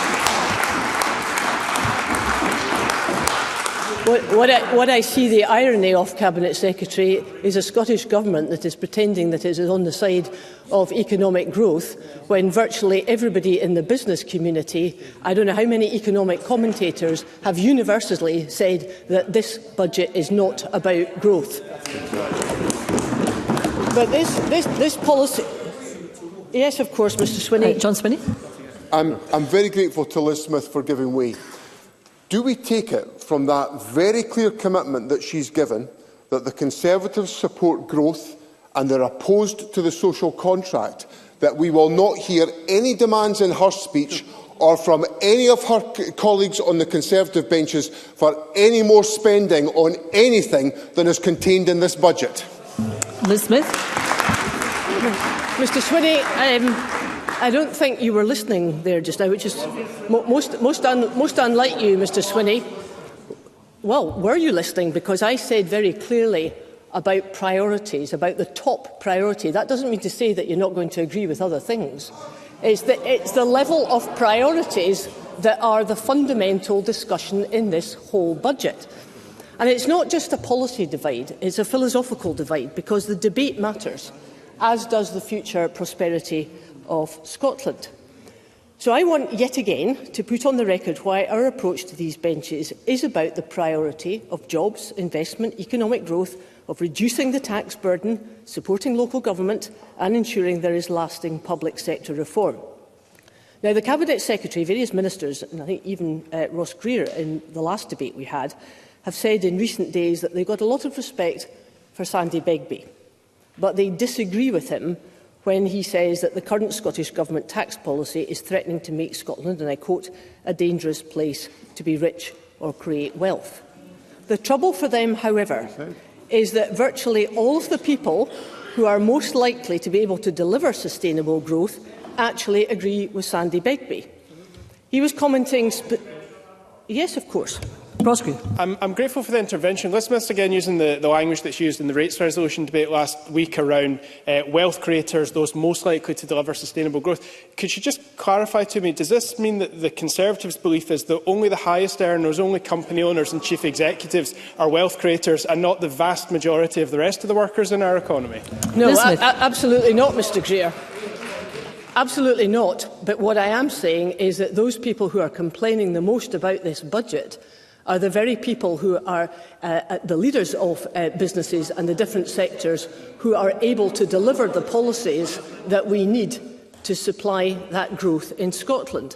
That's why we've had groups like the CBI, the FSB, the SRC, the Scottish Tourism Alliance, Liz Cameron in today's Courier, and why there have been warnings from people like David Bell, David Phillips and other economic commentators, some of who are suggesting that the tax divergence with the rest of the UK is now beyond the tipping point because that's starting to erode Scotland's competitiveness. And I understand that yesterday the First Minister actually acknowledged some concern about this problem. Now, the Scottish Government, while I suspect it is privately increasingly concerned about the extent of the backlash, defends its tax policy on account of the desire to make the system more progressive, although incidentally that doesn't apply to council tax. And because in their eyes there is a moral argument for middle to higher earners to pay more to support public services and the so-called social contract. Now, that might hold just a little bit more water if the public could see that their higher tax burden is delivering far better public services in health, education, transport, policing, housing. But all they have seen is cuts, especially to local government, which is obviously on the front line of public services, and a very unseemly standoff between Scottish Government ministers and councils. And I know my colleague Pam Gozo will say more about this in her contribution. Presiding Officer, it's very clear that the public does not believe that the Scottish Government has got its priorities right, and neither do the Scottish Conservatives believe that the priorities are the right ones.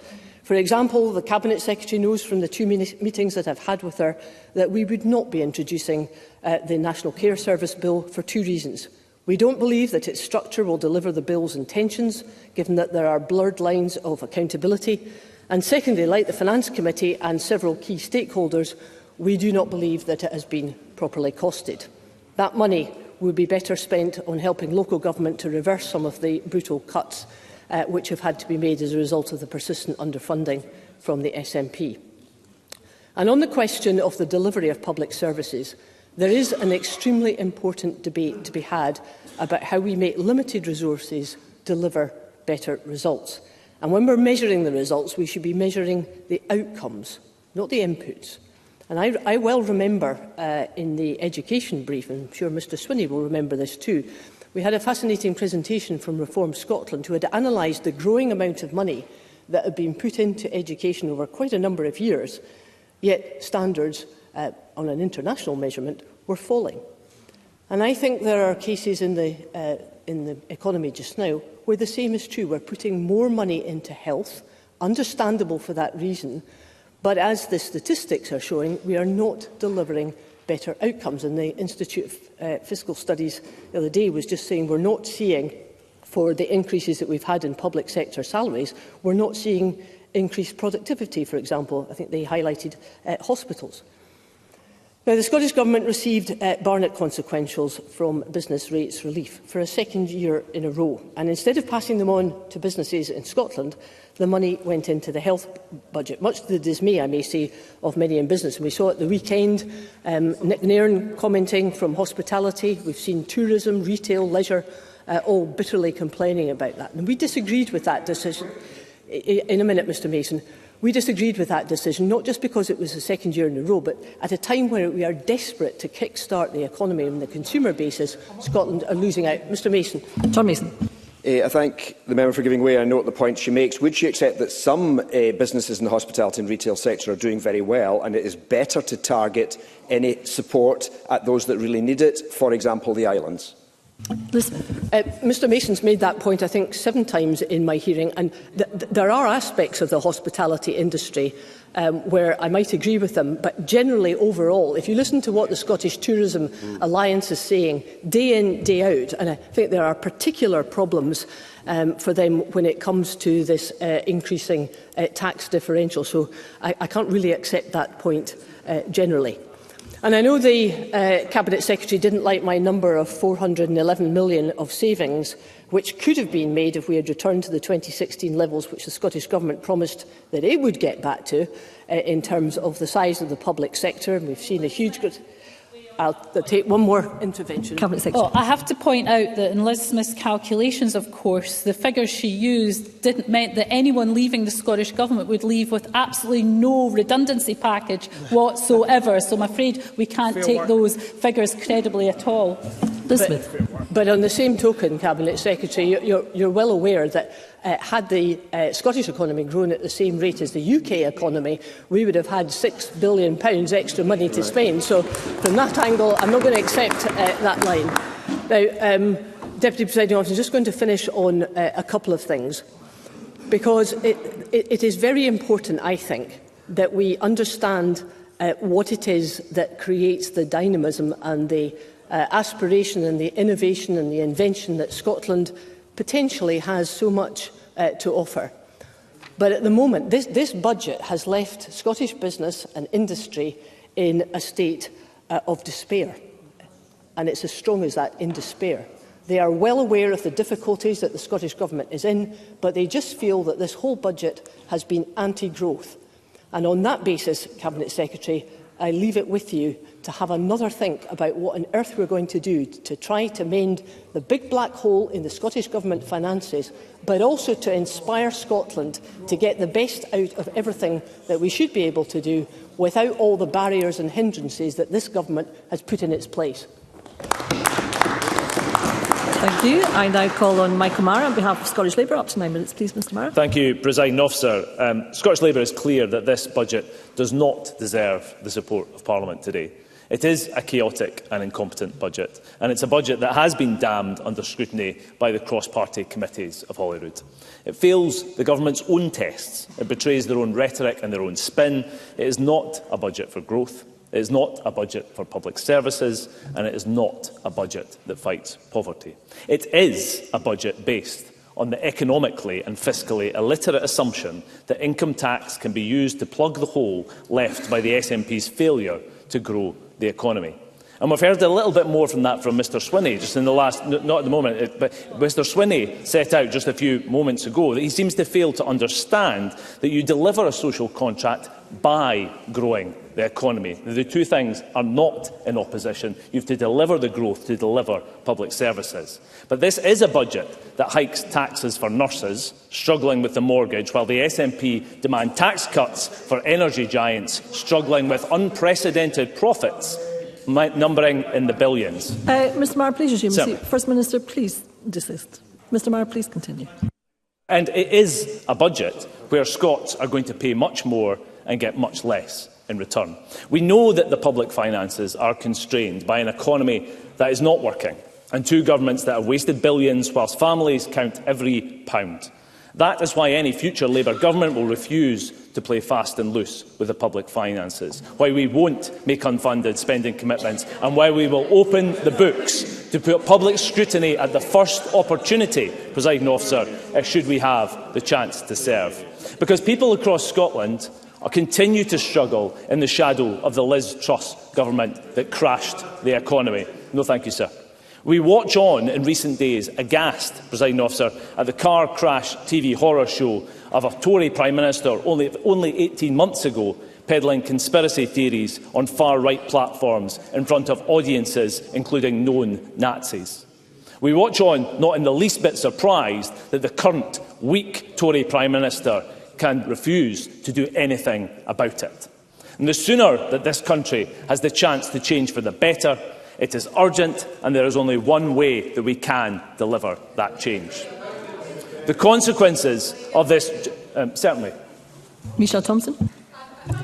For giving way. Now, I commented before and I comment again, I've heard an awful lot about things that you disagree with in the budget, but I have no sense whatsoever what specifically UK Labour, of which Scottish Labour is a part, is actually going to do to manage things like the debt and deficit and grow the economy. And finally, does that mean he's in favour of increasing capital expenditure to this government and to this Parliament to start to address some of these issues? Michael Mara.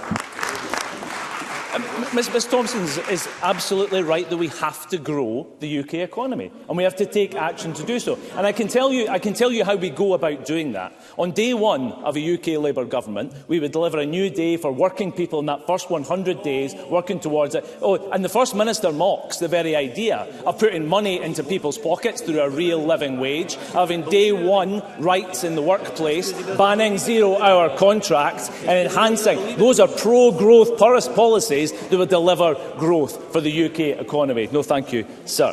So the consequences of this dreadful Tory government are written into the policies we are debating here today. But this is an SNP book, and no mistake, an epic written over 17 years. Failure to reform, failure to grow, failure to be the prudent stewards of taxpayers' hard-earned money. And a failure, Presiding Officer, to do the basic job of making the budget work. And let me give you an example of that chaos. 4 times in the Chamber of Parliament in committee now, I have asked the Deputy First Minister how much our colleges will have to spend in the coming year. Now, that is a figure that would normally be available to the sector within 24 hours of the budget statement. Here we are, 10 weeks on. Still, they have no idea. And the Deputy First Minister does not know because her government does not know. And these are the colleges charged with training the next generation, needed to navigate the greatest economic transition that we have faced in half a century. They are taking applications for courses today they don't know if they can even pay to run. This is the assessment, Presiding Officer, of the SNP budget from the very top of the college sector in Scotland, and I quote, "I think we have had 4 or 5 different figures. Flat cash, 8.4% reduction, 4.7% reduction, 1.5% reduction. Honestly, pick a number, any number.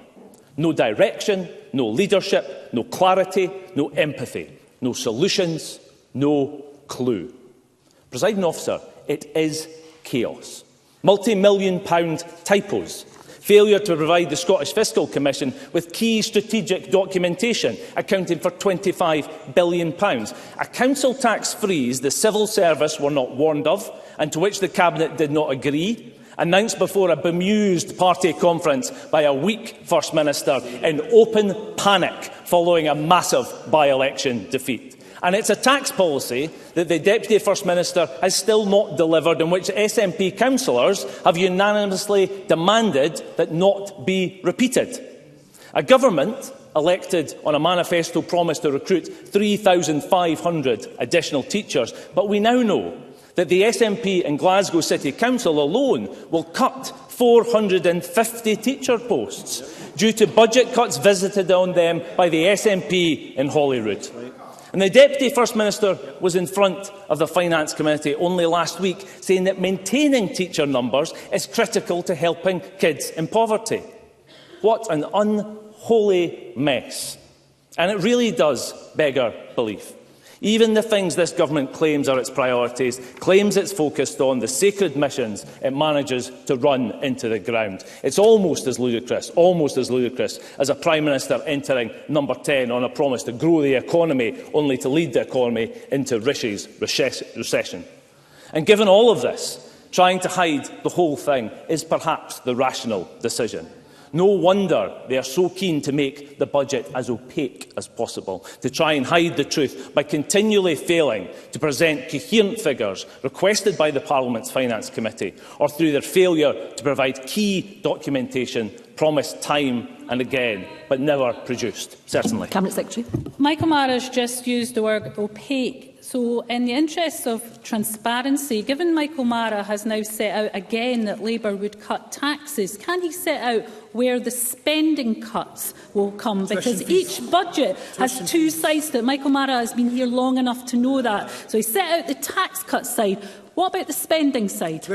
Michael Mara. Labour has been absolutely consistent in the view that the tax policies that this government is pursuing in this budget are, frankly, are not going to produce the growth that we need.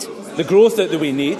And Members, First Minister, I'm more than happy Mr. Mara, to answer. please assume your seat. I will not have this. We will listen to the person who has the floor, which is Mr. Mara. Please continue. Thank you, Presiding Officer. What we want to see is a competent government that doesn't waste billions of pounds, that can actually be a reasonable steward for the public finances and run those services properly.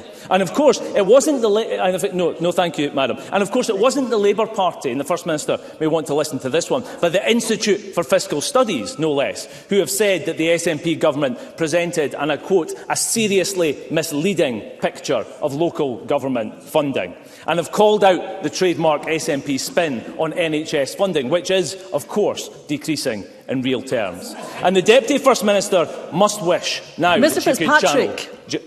Mr. Mara, please continue. Thank you. The Deputy First Minister must wish that she could channel Jason Leach and delete it all before bedtime. Competence, transparency, country before party, a government focused on growing the economy and not saving their own skins. The least we should expect, and all possible. And let us be clear, people earning £28,000 do not have the broadest shoulders. It never feels it in the days between the ends of the wages and the ends of the month. This budget does mean fewer university places, fewer college courses, fewer houses built, no new hospitals, no new health centres, and NHS declining on the verge of collapse with ever greater pain on the way. We do need change, and we need it now, and things can be different. We can scrap the non-dom tax status and cut waiting lists. We can reform our NHS for a better future. We can put a real windfall tax on the billions of profits of oil companies and fund lower bills and 50,000 jobs with a publicly owned UK energy company headquartered here in Scotland. We can make work pay, scrap zero-hour contracts, deliver day one right to sick pay and parental leave, ban, fire and rehire, working people back in charge of their own lives.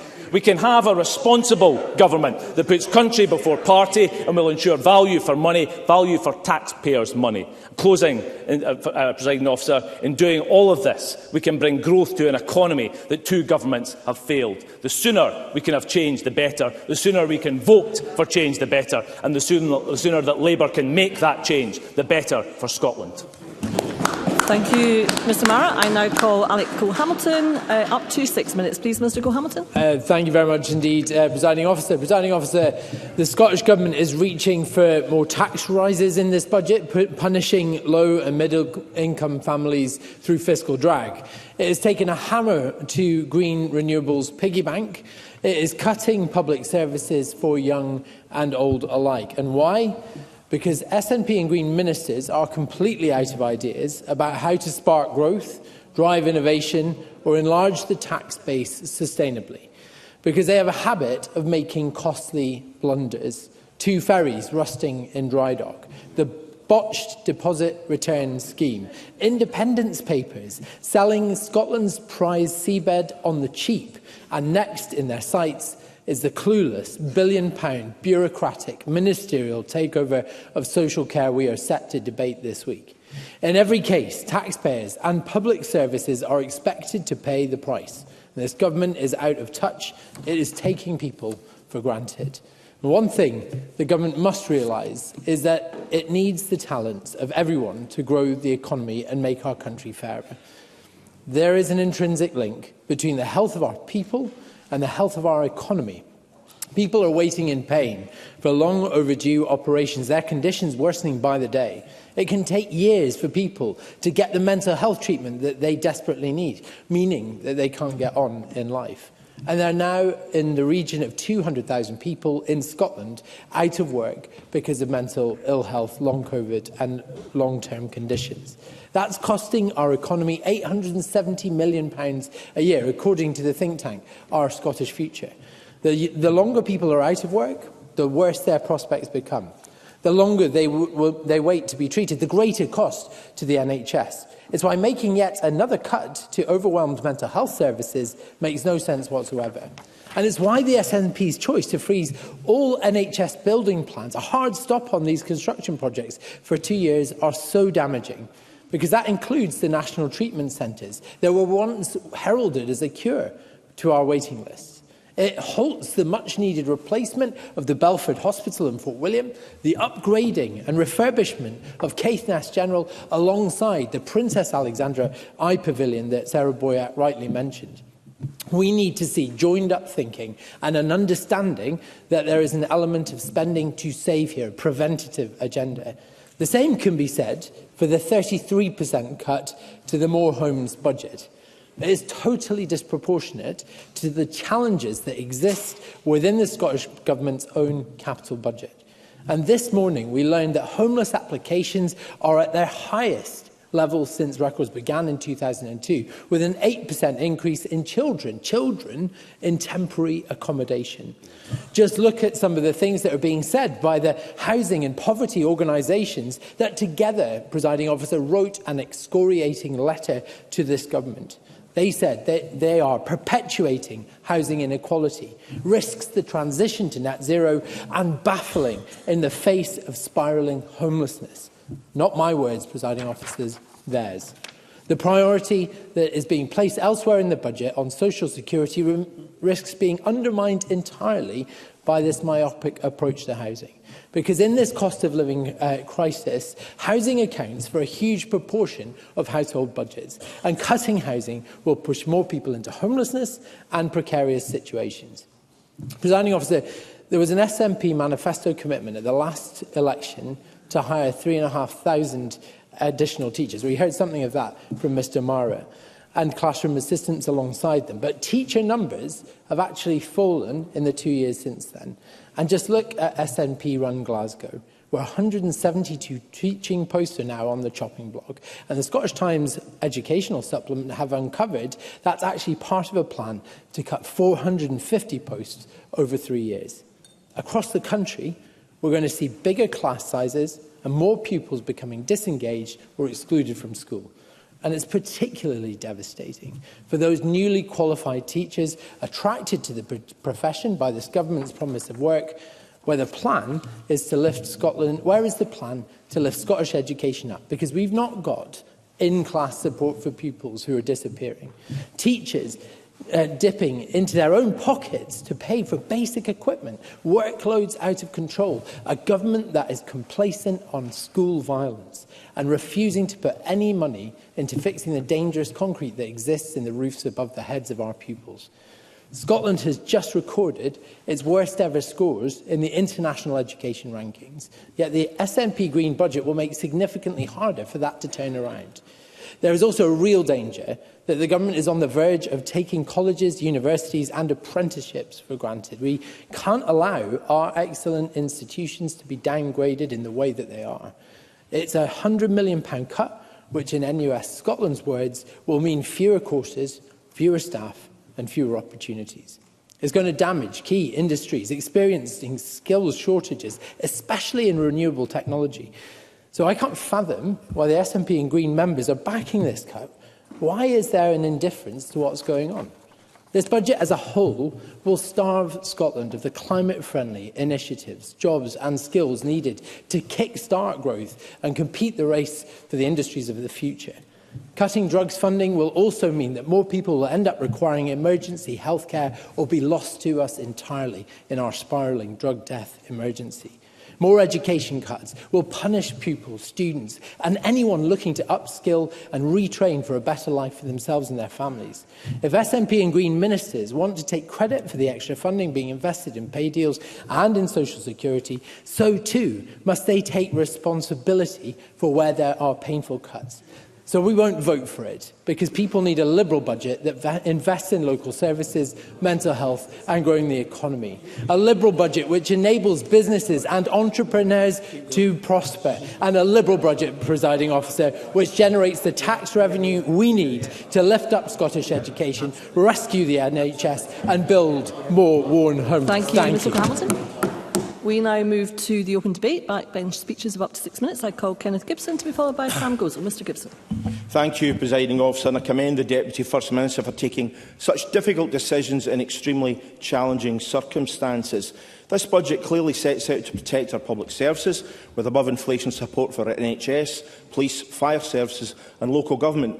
And I welcome additional funding for island communities and indeed a 50% increase in investment in digital connectivity and 31% in trunk road maintenance. The Scottish Child Payment, unique in these islands and with no equivalent likely in the rest of the UK, no matter who wins power at Westminster, rises 6.7% to £26.70 per week, paid to the parents of over 323,000 Scottish children, something the Scottish Government should be proud of. Today, the opposition parties want us to vote against that. Of course, while expenditure will increase across most portfolios, there is nothing easier for the opposition than criticising where it's falling, as, unlike the government, they don't have to actually prioritise spending. Fearful of upsetting any potential voters or vested interests, they wish to appear all things to everyone. Mr Johnson. Kenneth Gibson for giving me. His committee's report decreed that the budget was an example of the government procrastinating on important decision-making, making the point that it was failing to make strategic decisions that it needed to. Does he still agree with that point? Kenneth Gibson. With that. However, what we're talking about today is actually the funding for the budget that's actually going to take place from April. And last year, I asked where your fully costed budget was, which you said you would bring to my office. A year later, I'm still waiting for it.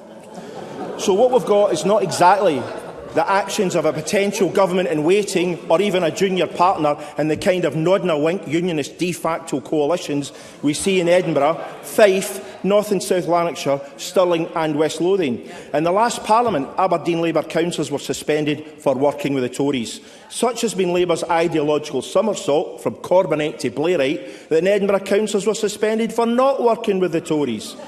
Opposition members tediously demanding the impossibility of cutting income tax while increasing expenditure across virtually every portfolio without making the slightest effort to explain how such increases will be funded is lazy, cynical and an insult to the intelligence of the people we collectively represent. At last week's Finance and Public Administration Committee meeting, I asked the Deputy First Minister whether any opposition parties have come forward with alternative, fully costed budget proposals. Her reply: there have been none. So despite all the hot air, bluff and bluster from the Tories, Labour and the Gang of Four whose name escapes me, this budget is the only game in town. Opposing it will mean less money for health and social care, less for our police and fire services and no increase in social security payments for the hundreds of thousands of our citizens who rely on them. So the opposition parties should stop posturing and get behind this budget. As we know, whilst Labour presided over the financial crash that began austerity under Gordon Brown and Alistair Darling, the Tories gave us born-again conspiracy theorist Liz Truss and Kwasi Kwarteng. According to the pensions regulator, £425 billion was wiped from pension pots by their reckless mini-budget. To put that in perspective, that's equivalent to £34,000 for every single pensioner in the UK. And yet the Tories in this place demanded we mirror her disastrous policies. As the Office for Budget Responsibility pointed out, interest payments have rocketed. 14 increases in 2 years have not just hit mortgage payments and anyone else borrowing money to invest, spend or just get by. It led to payments averaging £318 million each and every day last year on the UK's colossal £2.54 trillion debt. No wonder the UK is in recession. And Scotland's devolved budget is overshadowed by machinations elsewhere. The chaos of two UK budgets in less than 4 months. Anticipating next week's spring statement, the Resolution Foundation warns of deep cuts to stretch public services as Chancellor Jeremy Hunt tries desperately to find money with which to bribe voters through tax cuts. Liz Smith talked about brutal cuts to local government. 8 local authorities in England have went bankrupt, including Birmingham, the biggest. Andrew Goodwin, Chief UK Economist at Oxford Economics, said, "The problem is that this comes on the back of large real-term cuts. Efficiency savings have long since been exhausted. We're now really talking about choosing which services not to provide anymore." Tory antics down south destroy any thread of credibility they have as they make hollow demands for increased spending on Scottish public services. Graham Simpson waxed lyrically about his love-in with South Lanarkshire Labour leader Joe Fagan, while merely calling the £1.6 billion to Scotland's capital budget over the next year is regrettable at this stage one debate. Cuts that mean less money for housing, cuts that mean less money for schools, cuts that mean less money for harbours, for everything that we need infrastructure for. Today, the Tories and their better together Labour pals will vote against a fully funded council tax freeze for everyone, but oppose an income tax increase for the best paid 5% of earners. Meanwhile, there's no commitment from UK Labour to mirror the Scottish Child payment. It's now the party of unlimited bankers' bonuses, the two-child benefit cap, nuclear weapons, the House of Lords, tuition fees and Brexit. At stage one of this budget bill, Michael Mara uttered not a single word of criticism of the UK Tory government. I'm pleased he's at least ticked that box today. Labour criticised the council tax freeze, having denounced the Scottish Government last September for consulting on proposals to raise it for higher band houses. In this chamber on the 6th of September, Mr Mara said, "Why does the government think that ordinary Scots should foot the bill?" But in October's Rutherglen-Hamilton West by-election, Labour made 3 pledges, the first being that they would stop the SNP making you pay more council tax. Constructive ambiguity, they called it. That was Labour's incoherent, cynical and downright dishonest policy in Brexit. Pretend you agree with the last person he spoke to while somehow forgetting that it's traditional media declines, folk have other information sources and can talk to each other. But then Labour always did take the voters for mugs. Presiding Officer, the opposition hasn't any convictions to have the courage of. They grumble, but present no costed alternatives. I urge members to support the budget. Thank you, Mr Gibson. I call Pam Gosal to be followed by John Mason. Ms Gosal. Thank you, Presiding Officer. I'm honoured to contribute to the Stage 3 budget debate from the Scottish Conservative benches today. Everyone recognises that the relationship between national and local government is of critical importance, especially since it is largely through local government that our public services are delivered. We all depend on that relationship to work. It needs to be built on trust and on a mutual understanding about the particular responsibilities which accord to both levels of government. Earlier last year, there was a degree of optimism that the Verity House Agreement would enshrine these principles, and even more optimism when, in September 2023, the Scottish Government stated that it was looking to address the issue of multi-year budgets, which has been such a consistent ask of the local government and of third sector for a long time. How that optimism has been shattered in this 2024 budget process. First, on 17th of October 2023, at the SNP conference, Hamza Yousaf announced without any warning, including to most of his cabinet, that there was to be a council tax freeze. This had come about without any prior discussion with local authorities, and there was no detail about whether that freeze would be fully funded. If this development badly strained relations and threatened to undermine the Verity House Agreement, worse was to come. Local authorities were left in complete limbo with regard to the financial implications of the freeze and threatened with the loss of some money if they did not agree to the freeze, which of course was not even within the powers of the Scottish Government. Since the end of the year until now, and unseemingly, a standoff between national and local government has been played out in the media and in full view of the public, who don't know what to expect when their council tax bills land in their letterbox. We know via COSLA that there has been acrimonious meetings between the ministers that on Friday the 16th of February put it to the Cabinet Secretary, it was very blunt terms, that £147 million to fund the council tax freeze was not nearly enough. COSLA had, after all, been asking for £310 million. So much for the First Minister's claim that the council tax freeze was fully funded. This letter, on the 21st of February, is a stark admission from the Scottish Government that it was no such thing. And that is no surprise to me, because in my role as local government spokeswoman for the Scottish Conservatives, I have taken the time out in recent months to speak to 31 out of 32 local authorities. And here's what I've been hearing. Well, you say, ooh, I like to hear, by the way, that you're saying, ooh, it's important I'm doing your job and you're in local government. 31 authorities. I took the time out.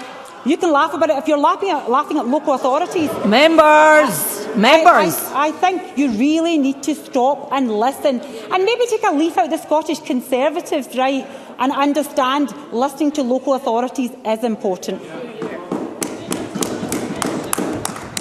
Here's what I've been hearing. This one's for you. Here's what I've been hearing.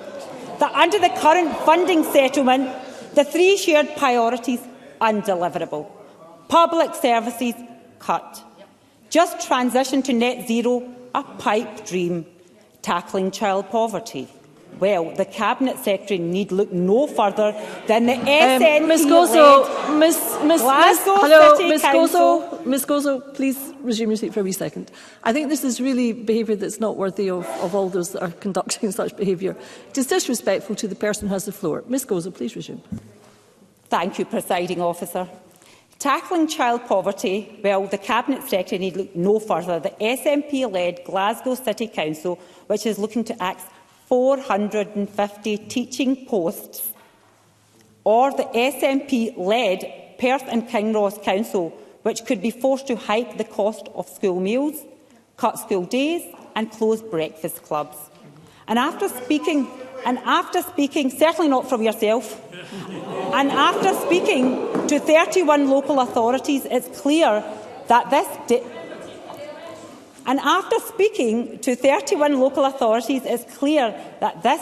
decades-old, outdated system is in urgent need of reform. Just last week, the Cabinet Secretary attempted to bully COSLA and all the councils in accepting their tax freeze, or it would withhold UK Government Barnett consequentials. Can you just imagine the uproar from the SNP government benches if the Westminster told the Scottish Government that they must do as they say, otherwise the Barnett consequentials would be withheld?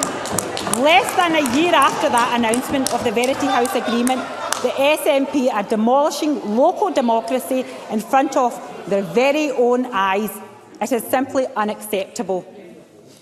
In conclusion, Presiding Officer, the SNP's gross mismanagement of the nation's finances means we face the worst of all budgets, a combination of tax hikes for hard-working Scots and eye-watering cuts to the public services.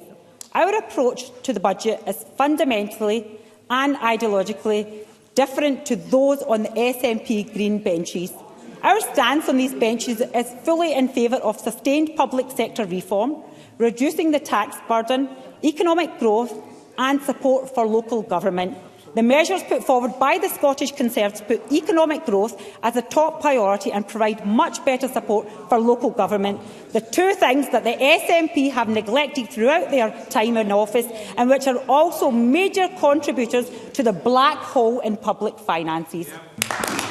Thank you, Ms Gozo. I call John Mason to be followed by Jackie Bailey. Mr Mason. Thank you very much, and thank you for the opportunity to speak once again on the budget. And I do speak in support of the Scottish Budget for 24-25. As others have said, it is a very tight settlement, and clearly we cannot do all we would want. Yes, we would like to see the Scottish Child Payment higher, more money for affordable housing, transport, colleges and universities, local councils, preventative spending and a range of other sectors who really need the finances. However, we can only spend the money which the Scottish Fiscal Commission forecast that we will have available. Now, I thought I would use my speech today to challenge a few myths that have been circulating during the budget process. Myth number one: we can increase spending in one area without raising taxes or cutting expenditure elsewhere. No, that is not possible.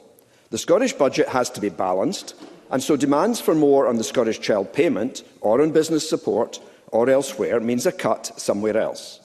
Opposition parties have no credibility if they ask for more funding for cause X if they do not tell us where the money is to come from. Capital expenditure is similar. I agree that we would like to spend more on affordable housing, and I think the Cabinet Secretary agrees with that too, as she has said that any extra capital or FT money would go to more new homes. However, we have been forced to accept a very poor fiscal agreement. The bulk of our capital budget comes from Westminster, and we only have very limited powers to borrow. So more money for housing needs to come from somewhere else, like economic investment or the transport budget, or elsewhere. Myth number 2, growing the economy is the whole answer. We have had the suggestion from opposition parties that only if we grew the economy some more, the public purse would automatically benefit and we would not need to raise taxes. And in fact, some have argued that higher taxes are necessarily a barrier to the economy growing. However, this is flawed thinking. In the first place, it is difficult to grow the economy if there is a shortage of workers. We have a fairly static total population and an ageing population. We need more immigration to provide the bus drivers, hospitality sector staff and health workers whom we need. Yet without powers over immigration, or even Westminster allowing visas specifically for working in Scotland, we are really up against it. Secondly, the UK itself shows that lower taxes do not automatically mean better growth. The UK has lower taxes than a number of our neighbours, with only 38% of GDP going in tax. Yet despite this, we are now into a recession with the economy contracting.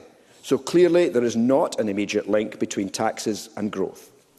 And thirdly, even if the economy does grow, the question is where the benefits of that growth will go. If businesses are foreign-owned or based in a tax haven, and if their profits increase and go overseas, there is no benefit to the Scottish budget. If already better off people just earn more and then spend that money elsewhere, again, that does not benefit the public purse. So yes, I believe we should seek to grow the economy, but as a separate, albeit related exercise, we also need to do more to redistribute income and wealth within Scotland. Myth number 3, which is specifically a Labour myth, we can cut taxes for middle earners but not cut public services. Wrong again. That does not work. No one is saying that middle earners are rich. What we are saying is that those who can afford it, including middle earners, should pay a bit more tax so that we can all get better public services. Cutting income tax, as Labour suggests, I believe by £560 million, means cuts to vital public services. Myth number 4, we can raise taxes as much as we want and introduce new taxes quickly. Now, I think a lot of the STUC proposals for possible new taxes, plus revising how present taxes work, are very good. But some of that will take a considerable time, that is, several years, especially if we require Westminster approval in addition to our own legislative processes. So these proposals will not solve our problems for 24-25. When it comes to council tax, we do need to act on a replacement or at least a major revamp. Even revaluation would not be popular among those who would lose out, yet we cannot go on much longer using 1991 property valuations. Houses in more deprived areas appear to have gone up less in value than those in richer areas, meaning that poorer tenants and residents are losing out. On raising income tax, there is no real sign as yet of behavioural change because of the slightly higher Scottish rates. And we need to remember that people make decisions as to where they live and work for a range of reasons. Tax may well be one of them, but so are house prices, which are normally much lower in Scotland than in London. And also I would suggest living in a more caring country where people in need are treated with more respect, for example by Social Security Scotland, than they often are by the DWP. So in mentioning social security, I think it is worth focusing on one of the big positives of this budget. Increasing spending on social security from £5.3 billion to £6.3 billion is a real success story. I do not think I've heard many opposition calls for that sum to be cut. Yes, we will need to carefully watch its affordability going forward, but let's be positive right now that the adult disability payment is going to a range of people who really need it and really deserve it, but who would not be getting it if they lived in the rest of the UK. Therefore, overall, I would suggest that this is a pretty fair budget in the circumstances. As far as I am aware, the opposition parties have not come up with any real suggestions as to how it could be amended. So the Conservatives and Labour can vote against at decision time if they want, but I do not believe they would do any better if they were in power, and I suspect it would be a lot worse. Thank you. Thank you, Mr Mason. I call Jackie Bailey to be followed by Stuart McMillan. Ms Bailey. Thank you very much, Presiding Officer. 17 years of economic and financial mismanagement by the SNP have come home to roost. The scale of the SNP's financial failings are exposed in what is a deeply chaotic budget, and the impact of which will be felt by generations of Scots for years to come. Sleight-of-hand presentation cannot mask the reality that public finances are in dire straits and Scots are paying the price of SNP incompetence. Public services are at breaking point, and nowhere is this more evident than in the NHS. Don't just take my word for it.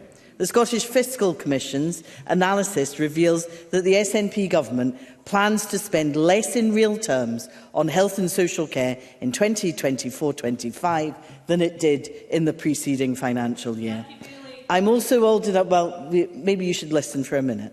I'm also old enough to remember, and I'll give way on this point because I'd like to hear what the Deputy First Minister has to say. Ms Bailey, please resume your seat. Mr Swinney is gesticulating at the Chair. I'm not entirely sure what he's trying to say. If he wants to say something, raise a point of order. Thank you.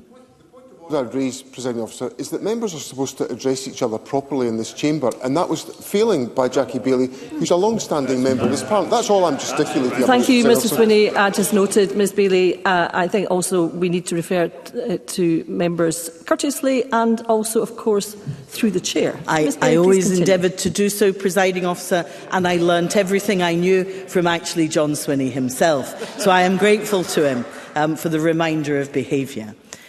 Let me say, because I am genuinely long enough in the tooth to remember, that for the last 2 years of a UK Labour government, the money passed on to Scotland for the NHS when the SNP were in government was actually diverted away from the NHS by the SNP to be spent on other things.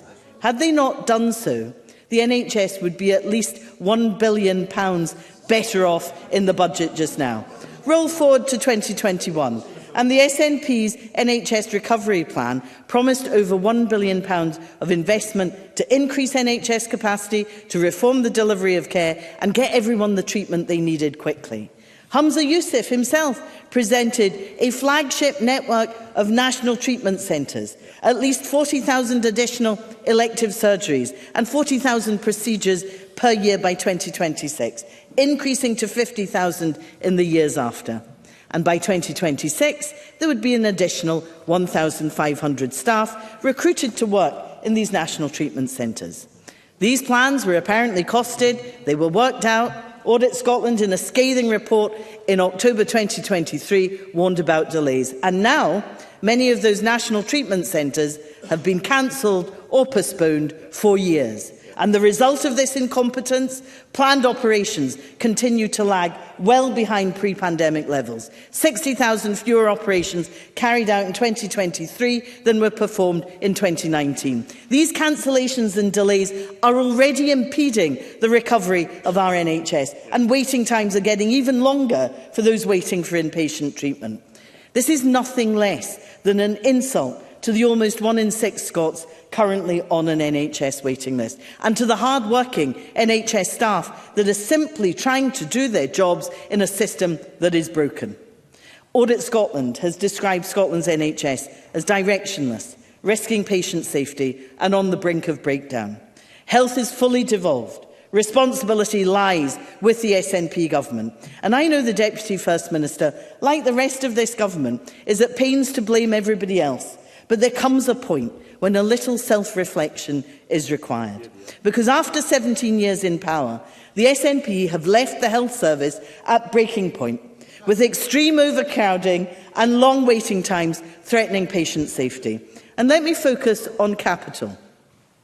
A 10% cut in the capital budget for the Scottish Government over the next 5 years but a 100% cut in the capital for new health projects. National treatment centres, critical to tackling waiting times, delayed for years. In Ayrshire and Arran, in Lanarkshire, in Lothian, in Grampian, in Tayside, all gone. No answer as to what will happen now to tackle waiting lists. People in the Highlands waiting for the redesign of Caithness General Hospital, the revamp of Raigmore's maternity services, now parked on the shelf. Lochgelly and Kincardine in Fife, the Liberton GP practice, the Gilmerton GP practice, East Calder in Lothian, Greenferns in Aberdeen, they've all been denied desperately needed health centres. Funding pulled from the Edinburgh Eye Pavilion, despite promises to the contrary. A new cancer centre in Lothian delayed too. A promise to publish the revised capital investment plan alongside the budget broken.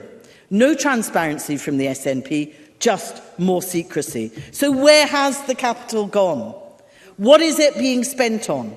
Overpriced ferries, costing almost 4 times the original, almost £400 million, and 7 years late. What other capital projects are going to be cancelled or delayed? The A9?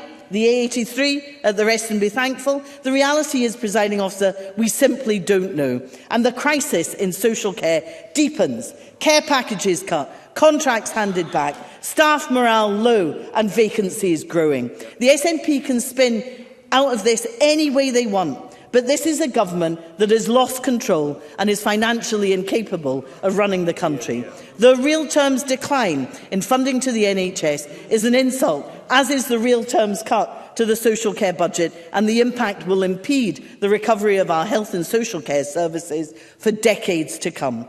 SNP ministers promised patients and staff for years that they would deliver state-of-the-art national treatment centres. But despite almost 830,000 Scots on waiting lists for tests and treatment, these promises have been broken. The people of Scotland should not have to pay the price of SNP incompetence. That's why Scottish Labour cannot vote for this budget today, and it's why only Scottish Labour can be trusted to support our NHS and social care services and their dedicated staff so that they can deliver for the people of Scotland. Thank you, Ms Bailey. I call Stuart McMillan to be followed by Liam Kerr. Ms McMillan. Thank you very much, Presiding Officer. First of all, this budget is set against the backdrop of some of the toughest conditions we have faced as a Scottish Parliament.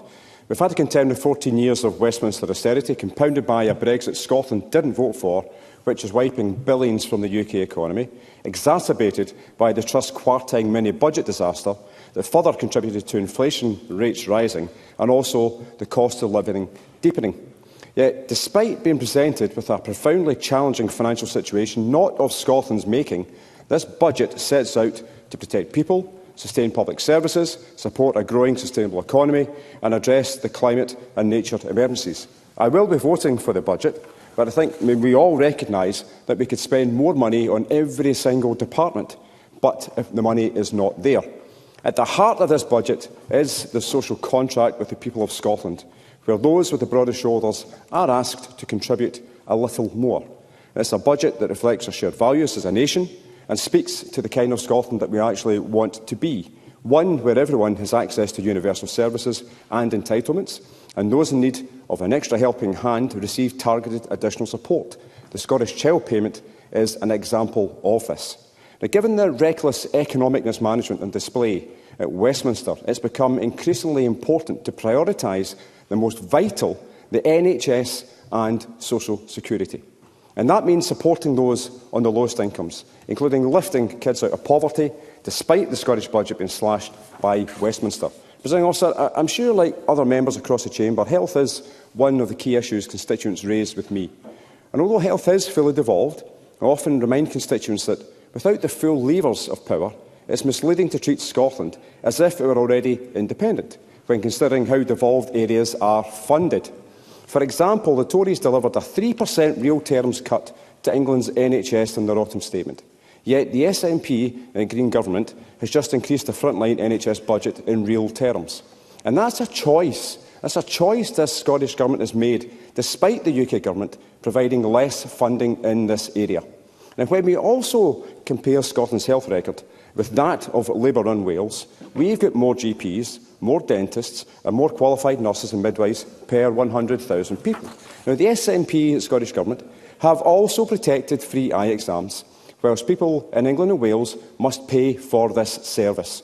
In fact, people across Scotland have reaped several benefits since the SNP came to office in 2007, including free prescriptions, free school meals, free childcare for 3- and 4-year-olds, free bus travel for under-22s, free dental care until the age of 26, 7 additional welfare benefits, including the Scottish Child Payment, as I've already mentioned, and publicly owned rail services. Now, free university tuition is also saving Scottish students thousands of pounds.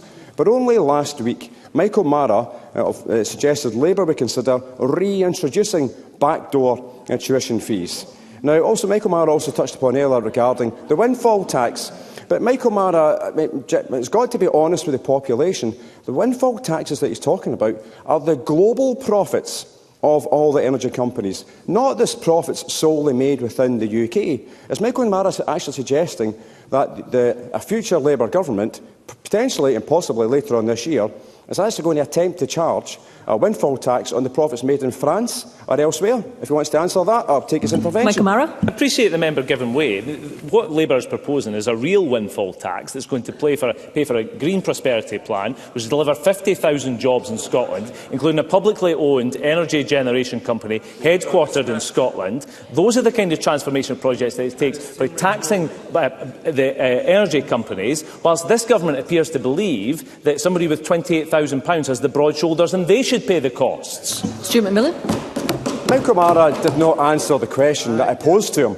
The question was about the global profits, not the profits solely made within the UK. So although Labour like to think that they know better when it comes to the interests of the people of Scotland, their rhetoric, as we've already just heard there, says it all. We also read in the Greenwich Telegraph last week that Jackie Baillie called for the ring-fencing funding to be given to the treatment of long COVID patients. Now, whilst I also want to see more money being spent supporting people suffering with long COVID, I found it strange, hold on a minute, Ms Baillie, I found it strange that Ms Baillie sought for the Barnett consequentials to be ring-fenced for long COVID when her party are so normally, so vehemently against any sort of ring-fencing. I think this shows how the argument can change depending on the politics to be used, Ms Baillie. Now, Presiding Officer, as with almost every other budget process, local government finance is a focus for Labour, who year upon year shout about cuts, yet never want to accept that Scotland's budget has been reduced by the Tory austerity budgets for the last 14 years. Budgets are about choices, and I'm pleased that the Finance Secretary is providing additional resources for local government. It's now a choice for local councils as to whether they implement the fully funded council tax freeze or place an additional burden on households. In Inverclyde, Labour Council Group want to introduce a 2-year budget that will see the council tax increase by 8.2% next year and then a further 6% the year after. In contrast, the SNP Council Group have proposed a 1-year budget which implements a council tax freeze, keeping more money in my constituents' pockets. And it's interesting that Inverclyde Labour are proposing a 2-year budget when surely if Sir Keir Starmer wins the next general election, they would expect him, I would imagine, to actually give Scotland more money. But clearly they don't believe that's going to happen, and we've heard nothing about that this afternoon, Presiding Officer. Presiding Officer, I will be supporting this budget today, but certainly I think, like everyone across the chamber, I would like to see more money being invested in every area, but that's only possible with independence for Scotland. Thank you, Ms McMillan. I call Liam Kerr to be followed by Ivan McKee. Thank you, Presiding Officer. In late January, the Minister for Small Business, Richard Lockhead, intervened on me, asking for my help to suggest where this government could increase its budget. In response, I offered he should cut the waste and grow the economy. And my second point is illustrated by ONS figures, showing that Scotland would have an extra £6 billion in tax revenue over the next 10 years if our economy grew at the same rate as the rest of the United Kingdom. But it won't, because PwC data forecasts Scotland to have the 4th lowest GDP growth of any UK region in 2024. And what concerns me the most is that what this budget makes abundantly clear is that this government has no strategy to grow the economy. I shall in a minute, Mr Allen. Specifically, the short-termist and blinkered decisions being taken around what a recent Scotsman editorial called the fundamental building block upon which everything else depends, education and skills. Mr Allen.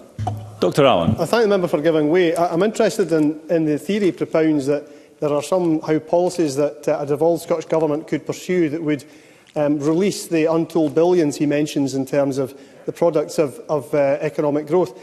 I'd be grateful if you could explain to me how this is possible, given that VAT and corporation tax and most of the extra taxes that such businesses would pay all go to the United Kingdom Government. Liam Kerr.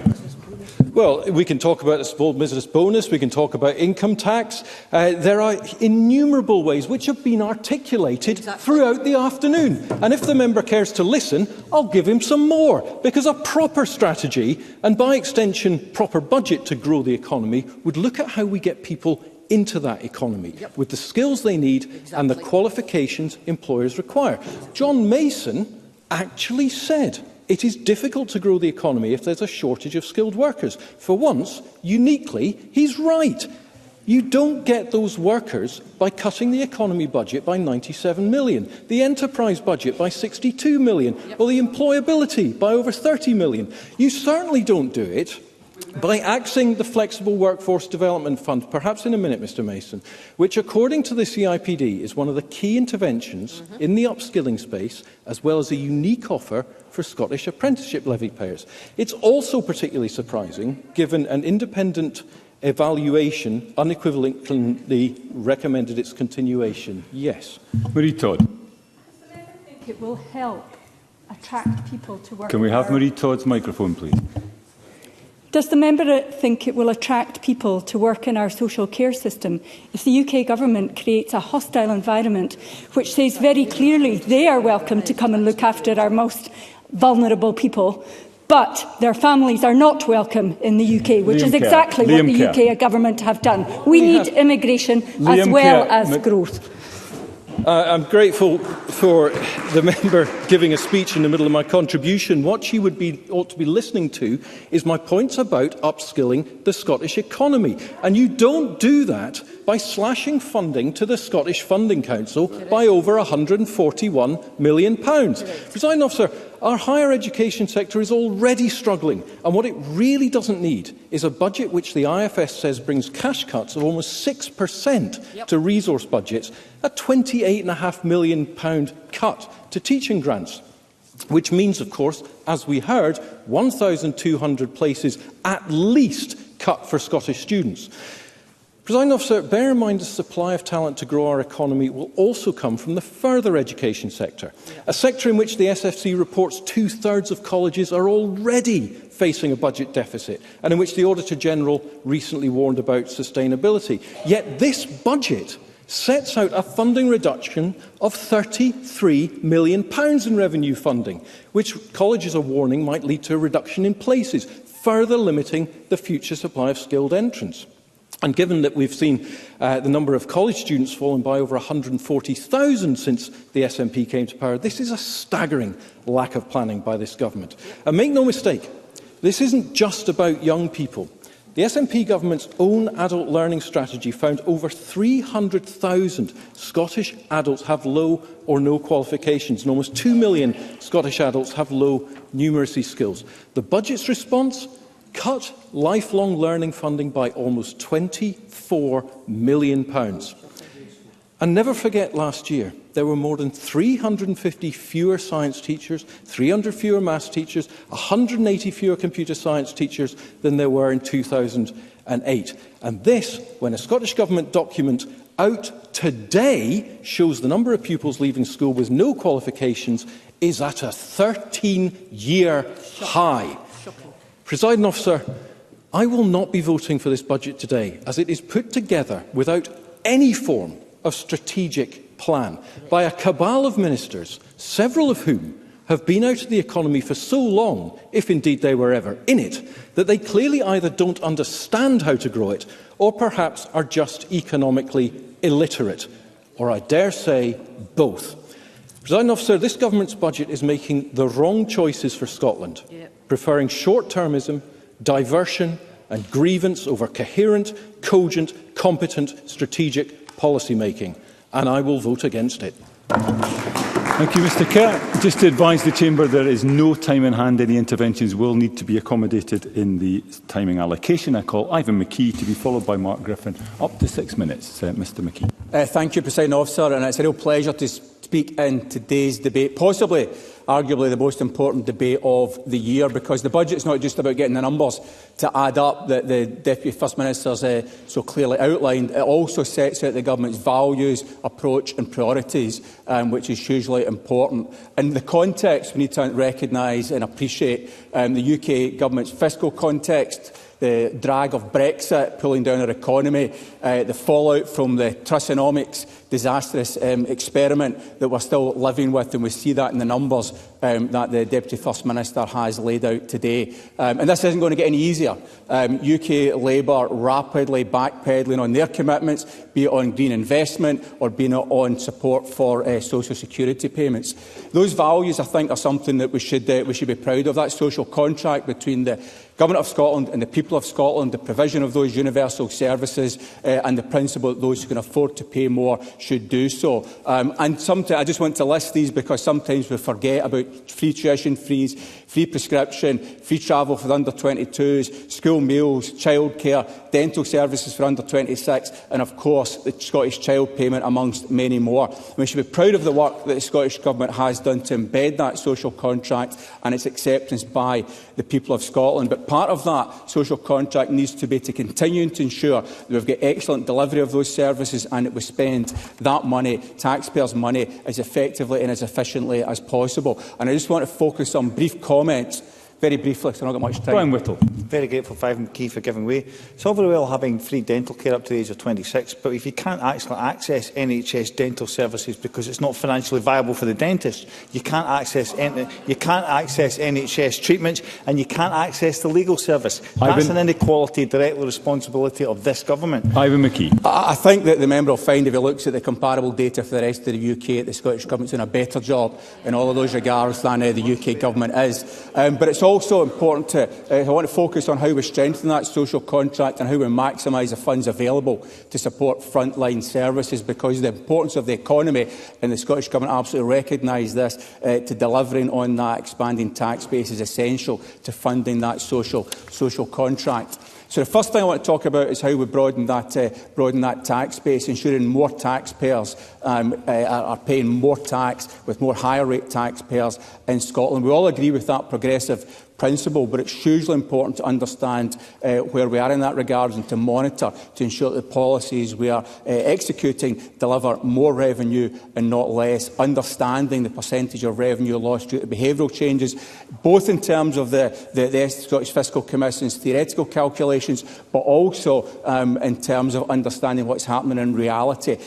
We know that more people are moving to Scotland from the rest of the UK than are moving in the other direction. We need to continue to monitor that very closely, but I look forward with interest to HMRC's longitudinal data that I believe will be published shortly, that will track Scottish taxpayers and how they move, and UK taxpayers how they move, to understand in more detail the effect of those tax changes that we have been rolled out over the last few years, and also to understand the multiplier effect, because it's not just about tax revenue, it's about what money is spent within the broader economy as a consequence. The second point I want to mention is about broadening the types of tax. I think it's important that we recognise that we need to move beyond income tax and understand what needs to happen in a coherent policy around property taxes. So I welcome very much the Cabinet Secretary's, Deputy First Minister's commitment on taking this work forward to review those taxes, those property taxes, and put in a more progressive, proportionate tax as a consequence, and also the commitment to work towards more decentralisation,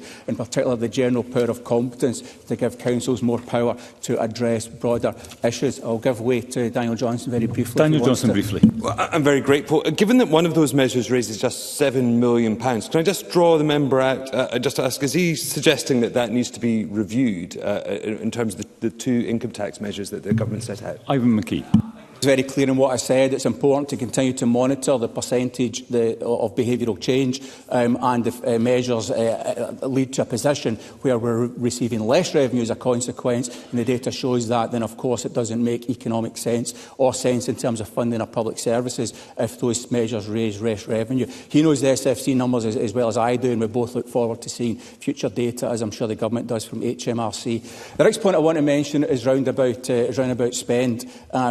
Because I think it's important, and a lot of numbers are thrown about different portfolio spends. I think it's really important to go below the bonnet on this and understand below those headline numbers how effective that spend is. Christie gives us the roadmap and underlying principles to take forward that work, to understand how effective and efficiently that money is spent within each portfolio and what the opportunities are for removal of duplication and more effective and efficient public service delivery. The public sector reform agenda needs to pick up pace, and I look forward to seeing that taken forward with clear metrics around what we're measuring and comparisons across different organisations, or 129 of Scottish Government's agencies and non-departmental public bodies. The spend details between how much is spent in the back office versus the front line, that data is hugely important for each one of those bodies.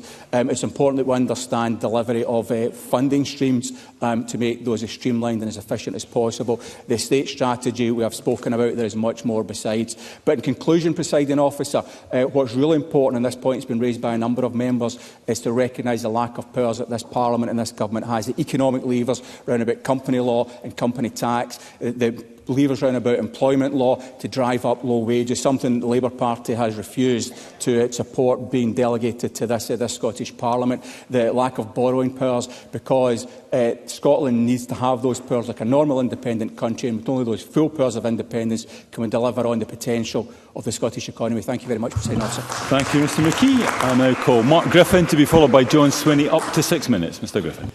Thank you, Presiding Officer. I draw members' attention to my register of interest, which shows that I was the owner of a private rented property in the North Lanarkshire Council area until July last year. Presiding Officer, this has been an entirely chaotic budget, one that will send the housing emergency spiralling and has surely put the final nail in the coffin of the Verity House agreement. Working people will pay more and get less. The 10,000 children trapped in temporary accommodation will continue to be stuck there, and the Government have finally admitted what we all knew, that the council tax freeze is underfunded. The Government have used Barnett consequentials, which arise from money allocated to local government in England, to restore the previous cut to councils' budgets, is particularly galling, essentially using councils' own money to plug government cuts. But the Finance Secretary said that the budget was built on our values of equality, opportunity and community.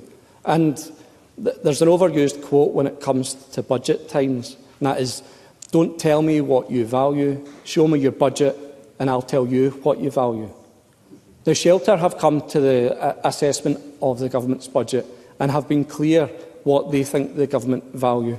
And in their intervention, which I think has possibly been the most devastating response to a budget in all of my time in Parliament, they've made clear what they think of the Government's values. They said the Finance Secretary calls this a values-led budget.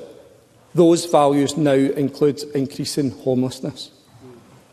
How any government could receive such a damning critique from experts dealing with homelessness and just carry on without making any changes is astounding. To cut £200 million and pretend that the 110,000 affordable homes will still be built has been described this morning by Shelter as gaslighting of homeless people by this Government.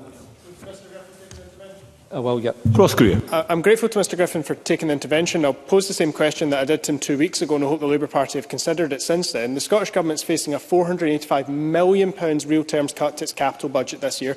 Once you take out what's legally and contractually obliged and what's safety critical, you're left with almost no options to balance the capital budget. So how would the Labour Party have done it instead of this? Nobody claims that this is a good decision. Mark Griffin.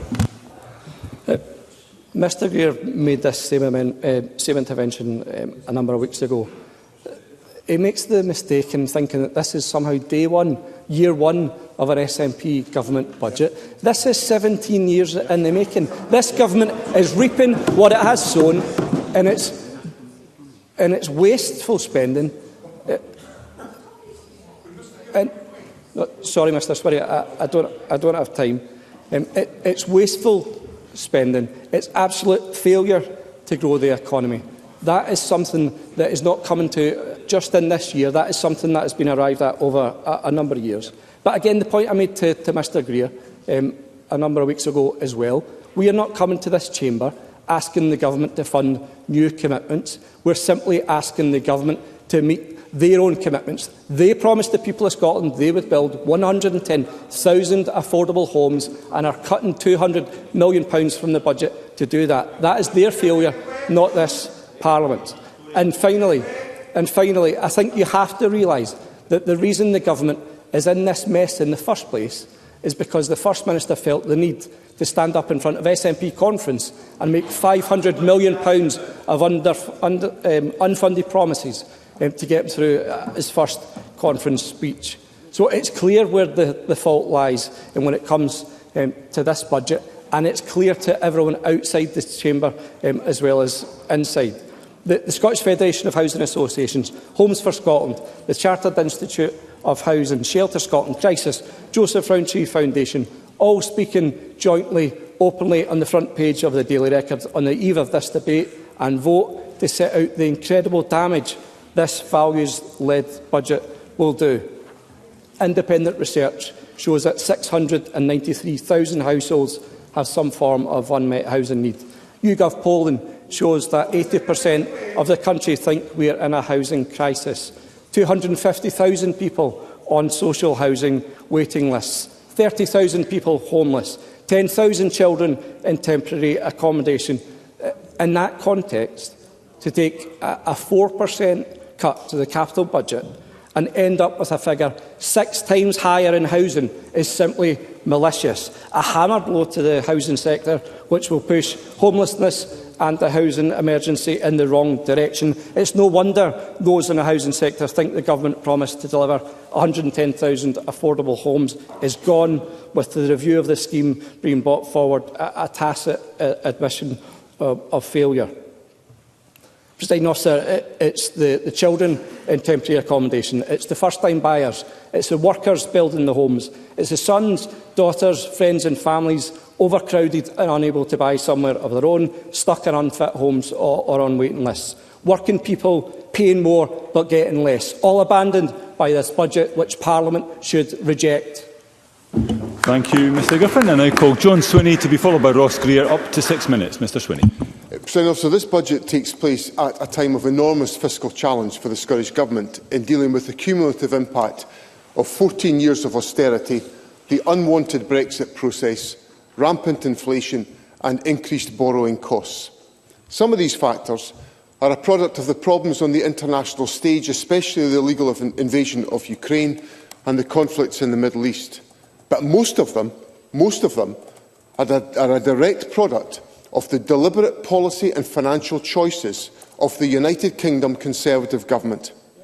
That context forces this Parliament to address some acute financial and policy issues, and the Scottish Government has been prepared to do that. The Government's priorities in the budget of equality, opportunity and community deserve our support. Equality, tackling poverty and protecting people from harm is ably demonstrated by the commitment to the Scottish Child Payment, which is lifting children out of poverty. Opportunity, building a fair and sustainable and growing economy, with, crucially, Scotland's wealth per head having increased by 10% since 2007, compared to 6.4% in the United Kingdom. Community, delivering efficient and effective public services with greater investment in NHS recovery than would have been the case if Scotland had followed policy in the United Kingdom. So, despite the prevailing economic and fiscal conditions, the Scottish Government has taken decisions to expand the resources available to Parliament to spend. This has meant Parliament is able to invest in the social contract that's so vital to people in Scotland. The existence of free access to higher education is an important part of that contract. So is access to 1,140 hours of early learning and childcare, more than double what was in offer when we came to office in 2007. The maintenance of free personal care for the elderly is a policy choice that's got to be paid for, as has the availability of concessionary bus travel for over 60s now extended to young people under the age of 22. And in that respect, I met some pupils yesterday at Perth Grammar School who explained to me the significant increase in the opportunities available to them to participate in society as a result of the policy innovation that this government has taken forward. These choices are only available because the Scottish Government is prepared to take the financial decisions to make them possible. Some of those financial decisions have involved being prepared to take, over a number of years, a progressive approach to taxation, and I commend the Government for doing that. One of the acute challenges in this budget is the capital programme. The UK Government plans to reduce capital funding in real terms for Scotland by 10% over the next 5 years. That is a very short-sighted policy approach that does not recognise the need for sustained investment to support long-term competitiveness. It also takes place at a time when the value of capital budgets has been eroded by soaring inflation. Private sector organisations tell me that their construction costs have risen in the last 2 years by 30 to 50%. If that has happened in the private sector, why on earth does Parliament not believe it's also happening in the public sector? So to answer Jackie Bailey's question about where is the money gone, the money for capital projects has been eroded, eaten up by inflation, which has been allowed to go rampant by the Conservative Government. Now, this Government, of course, has a commendable record on capital investment, with the successful completion of the Queensferry Crossing, the Aberdeen Western Peripheral Route, the M8, the M80, the M74, the Borders Railway, the Airdrie to Bathgate line. On average, Mr Griffin, the Scottish Government has built more social houses per annum than the previous Labour and Liberal executive managed to do. Now, I look forward to this budget continuing to support the dualling of the A9, a project on which the Government has already embarked and is committed to completing. Now, I've listened with, of course, Liz Smith. Mr Swinney's just reeled off some of the Scottish Government's successes in capital spend. Does he also acknowledge that there have been a huge category of failures because of the waste that the Scottish Government engaged in several really big commitments, whether that's on the ferries or BIFAB or a whole range of things? And had these been successful, we would have an awful lot more money John Swinney. in this budget.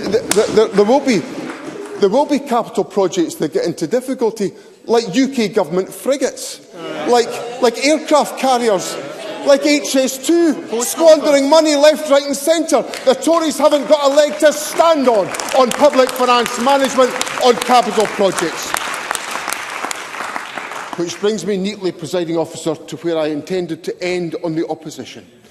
If the Conservatives' plans were followed here, we'd have to take £1.5 billion out of this budget. If Labour plans were followed, we'd have to take £561 million out of the budget. I wish I had some of the brass neck of the Conservatives to come here and lecture us about the public finances, when every one of them, sitting on that front bench, Liz Smith, Murdo Fraser, Liam Kerr, all told us to do what Liz Truss did in wrecking the United Kingdom economy and public finances. I wish I had a smidgen of the brass neck of that crowd. And in the tradition of empty, vacuous speeches from the Labour Party, high on rhetoric and devoid of choices, Mr Mara has truly excelled himself today, competed with only perhaps by the vacuous speech of Jackie Bailey. This is a budget undertaken in difficult circumstances, but despite the gravity of that challenge, it delivers formidable benefits to the people of Scotland. I urge Parliament to support the Government in its efforts to deliver equality, opportunity and community in line with the values of the people of Scotland. Thank you. I now call Ross Greer to be followed by Jackie Dunbar. Up to 6 minutes.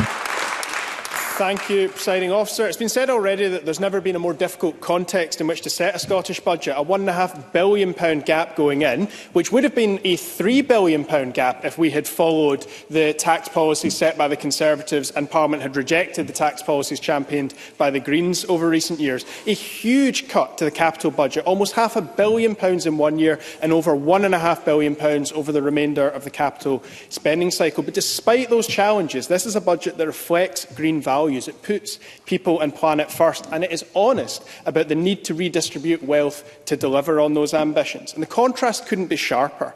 We heard earlier this month that this planet has hit 1.5 degrees of global warming. That's catastrophic. We have a UK government ditching its climate action, approving more oil and gas licences, a Labour opposition ditching their own UK-wide £28 billion green spending commitment. And compare that to the £4.7 billion in this budget for climate and nature, securing Scotland and our planet's future, taking action now to tackle the climate crisis and restore our natural world and creating jobs for the future, not at this point, Mr Mara. I want to repeat a quote from Francis Ozuska, who is the Chief Executive of Nature Scotch. She said this to the Finance Committee of Parliament. I see in the budget a shift towards recognising the long-term challenges of climate change. Presiding Officer, what the Scottish Government is doing is working. We saw that in the Fraser-Valander report published just a few weeks ago, from 27,000 to 42,000 jobs in just 1 year in the renewables sector. And this budget includes £67 million for the offshore wind supply chain, doubling down on that key sector. We can't prioritise everything. We can't prioritise every sector. But this money shows that the Scottish Government is investing in green growth, in the sectors that will really reward us for years to come. Not quite at this point, Mr Kerr. We need to ensure, though, best value for money in our spending, and I think that that is about setting higher, stricter conditions on the money that goes from the public to the private and third sectors. When Ivan McKee was the Business Minister, he made a lot of progress on applying real living wage conditions to grants and contracts issued by the government. I think that was a great move, but we need to move forward. This budget includes a commitment to move towards disqualifying companies who use unpaid trial shifts from those grants and contracts. But we can go further again. We can apply this not just to grants and contracts. We should apply this to all money that moves from the public to the private sector. Bus companies, for example, would be an obvious area in which to do this. And we can strengthen fair work commitments, what that actually means, move away from the somewhat abstract concept of workers' voice towards making it clear that the government expects any company in receipt of a grant or contract to recognise trade unions. This is important for making progress on things like our child poverty targets when funding is limited. To touch on the council tax freeze, it's clearly not what the Greens would have chosen. It cannot happen again, but we are not voting down a budget with £4.7 billion for climate and nature and £6 billion for social security because we're unhappy with one policy. And I welcome the Deputy First Minister's commitment this afternoon of the next steps on council finance reform. More than doubling council tax on second and holiday homes will raise not just more revenue but free up more housing. And the power of general competence is an incredibly important point. I really welcome the commitment to explore that. I think that would live up to the value in the Verity House agreement of local by default, national by agreement, if we were to empower councils in that way. And I should say that the Greens don't want an English-style general power of competence, which doesn't allow councils to create their own taxes and levies, but does allow them to make the kind of dodgy investments that have seen councils like Thanet financially catastrophised. That cannot be where we end up, but the general power of competence is a huge opportunity. It will build on the commitments already made for a visitor levy, a cruise ship levy, a carbon emission land tax, the progress already made on doubling council tax on holiday homes, the infrastructure levy and the public health levy that is mentioned here as a commitment to explore. That one in particular is important because I don't think the general public want to see supermarkets pocketing the profits from any increase in minimum unit pricing. That money should be reinvested in our health service. I'm proud that despite inflation and cuts, we are funding essential services from progressive taxation. And I understand Conservative opposition to those tax policies. That's in line with their economic philosophy. And I accept that Liz Smith put forward an alternative saving option, the National Care Service. The problem is that Graham Simpson, in his Stage 1 speech, spent that many times over, never mind what Conservative colleagues have said this afternoon. But again, it's the Labour Party that are not surprising, but certainly disappointing the rest of us on the left of the spectrum by mimicking Tory tax policy, opposing not just their own manifesto, but their own votes in this Parliament for previous rates resolutions. I really felt for Michael Mara today. His script is clearly being written for him in London, because for years we've asked what Scottish Labour's budget policies actually are. And today Mr Mara told us Scottish Labour's alternative to this budget is to sit tight and just wait for England to start voting for the Labour Party. It's an admirable sales pitch for their general election manifesto, but as he's fond of reminding us, this is the Scottish Parliament.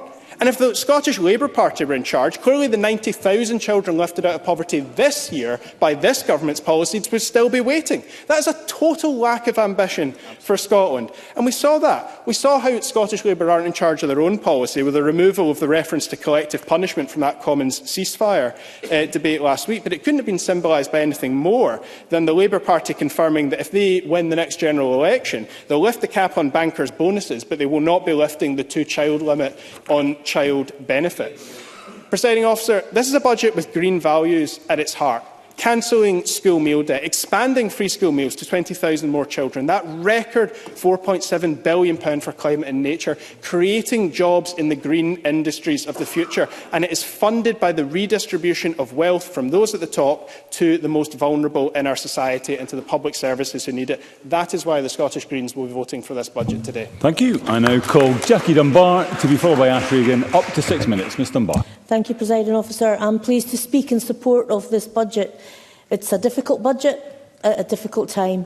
Years of Tory austerity have taken their toll on this budget, as has the sky-high inflation of recent years, which means the money we are allocating is stretched much thinner than it might have been. And that's before you factor in how things have been made worse by Brexit and by nearly every single one of Liz Truss's 50 days as Prime Minister. In short, times are tough. That doesn't just stand true for the Scottish Parliament's budget, it is the same for household budgets right across this country. In these difficult financial times, I believe that this budget delivers. It delivers significant investment for our public services, it delivers support for Scotland's growing economy, it delivers on tackling the climate emergency, and it delivers in protecting our most vulnerable from the full force of Tory austerity. I am proud that this SNP Scottish Government is refusing to follow Westminster's austerity agenda and instead, with the limited powers of devolution, it is using this budget to mitigate some of the worst of Tory cuts, including the continued mitigation of the bedroom tax, and is investing in tackling inequality and investing in our future, such as through the record investment in social security. The Scottish Government is unashamedly targeting resources at those most in need. Since 2007, where devolution has allowed, we have made a range of choices in this Parliament that has made things a little easier than elsewhere in the UK. It was under an SNP government that a decision was made to stop taxing folk for being sick. That means that prescriptions in Scotland are free, saving folk £9.65 for every prescription that they need to pick up. And the same goes for eye tests, with folk saving £25 every time they need to get their eyes tested. It was under an SNP government that a decision was made that university education should be free. That means that backdoor tuition fees, graduate endowments were scrapped, and university tuition has remained free in Scotland, while it has soared to up to £9,250 a year in England. It was an SNP government that made a decision to invest in Scotland's future and give our young folk the best possible start in life. That has meant we are all well ahead of the rest of the UK in the provision of universal funded childcare. It means that the game-changing Scottish child payment, which is now going up to a record £26.70 a week, that is £26.70 more than anywhere else in the UK, which will benefit over 327,000 under-16s. And it means every baby born in Scotland is supported with the contents of a baby box, with a range of essentials to support a baby's first 6 months. The accumulation of those decisions have added up, and they are making a positive difference to folk right across Scotland. It means on average people are spending £37 a year less on their water bills than in Tory-controlled England. It means households are paying an average of £648 less council tax than in a Tory-run England. It means more investment in education, with £305 more per person being spent. It means more investment in transport, with £234 more per person being spent, £87 more per person on police, public order and safety, £294 more per person on housing and community amenity, £86 more per person on environmental protection, £75 more per person on agriculture, fisheries and forestries, and £124 more per person on enterprise and economic development. In practice, that means per head of population, Scotland has more police officers, more prison staff, more firefighters, more nurses and midwives, more hospital consultants, more GPs, more dentists, more NH staff overall, more teachers and more schools. All of this has been achieved without the full range of powers that the Tories have at Westminster. It has been achieved despite so many of the obstacles that the Tories have thrown in our way: austerity, Brexit, Liz Truss.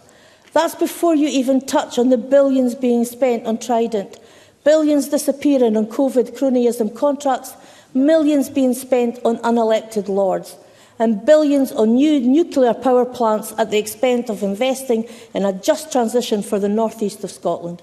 What a contrast with what we have in front of us today. At the heart of this SNP budget is our social contract with the folk of Scotland. For 17 years, the SNP has delivered for the folk of Scotland. It has made life better for them, and this budget is no different. But it is still only doing a fraction of the good it could be. It is only with the full powers of independence that Scotland can escape Westminster austerity for good, invest in our future properly and realise our full potential. But whatever resources and powers we have, that social contract with the folk of Scotland will be honoured to the best of this government's ability. Thank you. I now call Ash Regan to be followed by Keith Brown. Up to 6 minutes, Ms Regan. Thank you, Presiding Officer. This budget exemplifies the failure of Scotland by two governments. Scotland, as a mid-sized European nation, abundant in both natural resources and human talent, should be thriving for all of our citizens. Yet here we are again in this Parliament voting on a budget that fails to even attempt to weave a Scottish silk purse from the pig's ear of Brexit Britain. I'm sympathetic to the Scottish Government's difficult position as junior partners in the flawed fiscal framework, but my sympathy will run out if the only response to the poor budgetary cards they have been dealt is hand-wringing and finger-pointing instead of substantive action on the delivery of the core mission that they were elected on. Scotland deserves better than a spiral of downstream cuts to public services, and we deserve better than a slashed capital budget, where critical investment in infrastructure is hamstrung by decisions made in Westminster. Our constituents deserve honesty in forecasting matters important to their lives, whether it's ASN school provisions or affordable homes, not continuing a pattern of delayed disappointment. In 2024, thousands of Scots are still being failed in their basic need for a home of their own. Many children are being raised in temporary accommodation due to a lack of social housing across Scotland, and the current desperate situation is not a blip, but a direction of travel. Proactive planning must replace reactive managed decline to tackle the challenges of an inadequate supply of homes and unlock the significant economic opportunities of building and sustaining communities across Scotland. And we can't afford not to act. The downstream consequences of insecure housing and homelessness are devastating to lives, to our society and also to the economy, exacerbating challenges to the sustained provision of health, of education and of welfare. But the brutal cut of £205 million in real terms to the Affordable Housing Supply Programme budget makes the current target to complete 110,000 affordable homes by 2032 increasingly unrealistic. Soaring build costs and supply chain delays have seen house builders go out of business in a climate of housing shortage. The reality is that the affordable housing budget, even as it stands, will now buy less than it could at the beginning of the parliamentary session. And the Scottish Government can't continue to fall back on its previous successful track record on housing. The recent Survation poll, which was commissioned by True North, found that 74% of Scots believe that we are experiencing a housing crisis. The Scottish Government is right to blame the disastrous impact of Brexit on construction supply chain issues, labour shortages and the inflationary pressures that are being driven by UK government financial mismanagement. Yet, 8 years on, we were dragged out of the EU against our will. Scotland has not yet had the right to choose, and Scotland's future is not in Scotland's hands. Campaign slogans fade, leaving the reality of managing the consequences across all sectors of our society, and the time for hollow words is over. The people of Scotland deserve clarity, transparency from both governments to enable them to plan their lives with security, and our country's vast resources must benefit the common weal, if not to be stuck in an ever-decreasing cycle of pulling our people out of the river. It's time that the Scottish Government go upstream and tackle why they keep falling in. The Government must publish the promised revised capital spending plan, considering both inflation and the reduced capital funding from the UK Government. And given that this is the second year in a row that the budget has been cut, coupled with increasing concerns across the sector as to the viability of this target, I think now we need an annual tracking commitment from the Government to present clarity, and that is not to manage disappointment of failed targets, but to address these threats to delivery head-on, allowing plans to pivot where required and to halt that impending housing crisis with real ambition for Scots. Thank you. I now call the final speaker in the open debate, Keith Brown, up to 6 minutes, please. Presiding Officer, I should say from the start I believe this is a good budget constructed in very difficult circumstances. I like the fact that it supports our public services, that it has social justice at its heart, and that it protects the NHS as the best performing NHS within the UK. However, a number of the speeches that we have had comparisons from both Conservatives and Labour, comparisons with previous Tory governments and with prospective Labour governments in future. First of all, the Tories. First of all, Liz Smith told us that there wasn't sufficient support for business. This is from the party that said virtually nothing in Scotland about the effects of Brexit on the Scottish economy and on business. Yep. And if you're going to quite rightly listen to what business says about this budget, I don't deny that shouldn't be done. Why did you not listen to business when they told you about their concerns about Brexit, a far greater impact on business in Scotland? Or is it the case you share the same attitude towards business as Boris Johnson? I can't actually use the word that he said that he would do to business, although I can say to the Chamber it starts with an F. That was the Tory approach to business. We should also say that we have, of course, as we mentioned by many people, allegations of financial mismanagement or a budget in crisis. This is from the party that sees us with now £2.65 trillion in debt, the highest ever level of debt, the highest ever tax burden since the Second World War, the highest tax burden from a Tory government. We have also seen, as John Swinney mentioned, the effects of inflation. I will do, yes. Murdo Fraser, briefly. I'm grateful to Mr Brown for giving way. I wonder if he's ever reflected on the comments of the Scottish Government's own economic advisor, Professor Mark Blyth of Brown University, who said that independence would be Brexit times 10. How can he come with a straight face and talk about Brexit and not realise that independence would be many, many times worse? Keith Brown. Well, first of all, I don't agree with that statement, and of course there's no way of knowing what it's based on. Of course, the idea that an independent Scotland couldn't construct a better future than £2.65 trillion in debt or the massive tax burden the Tories have given us is, in my view, for the birds.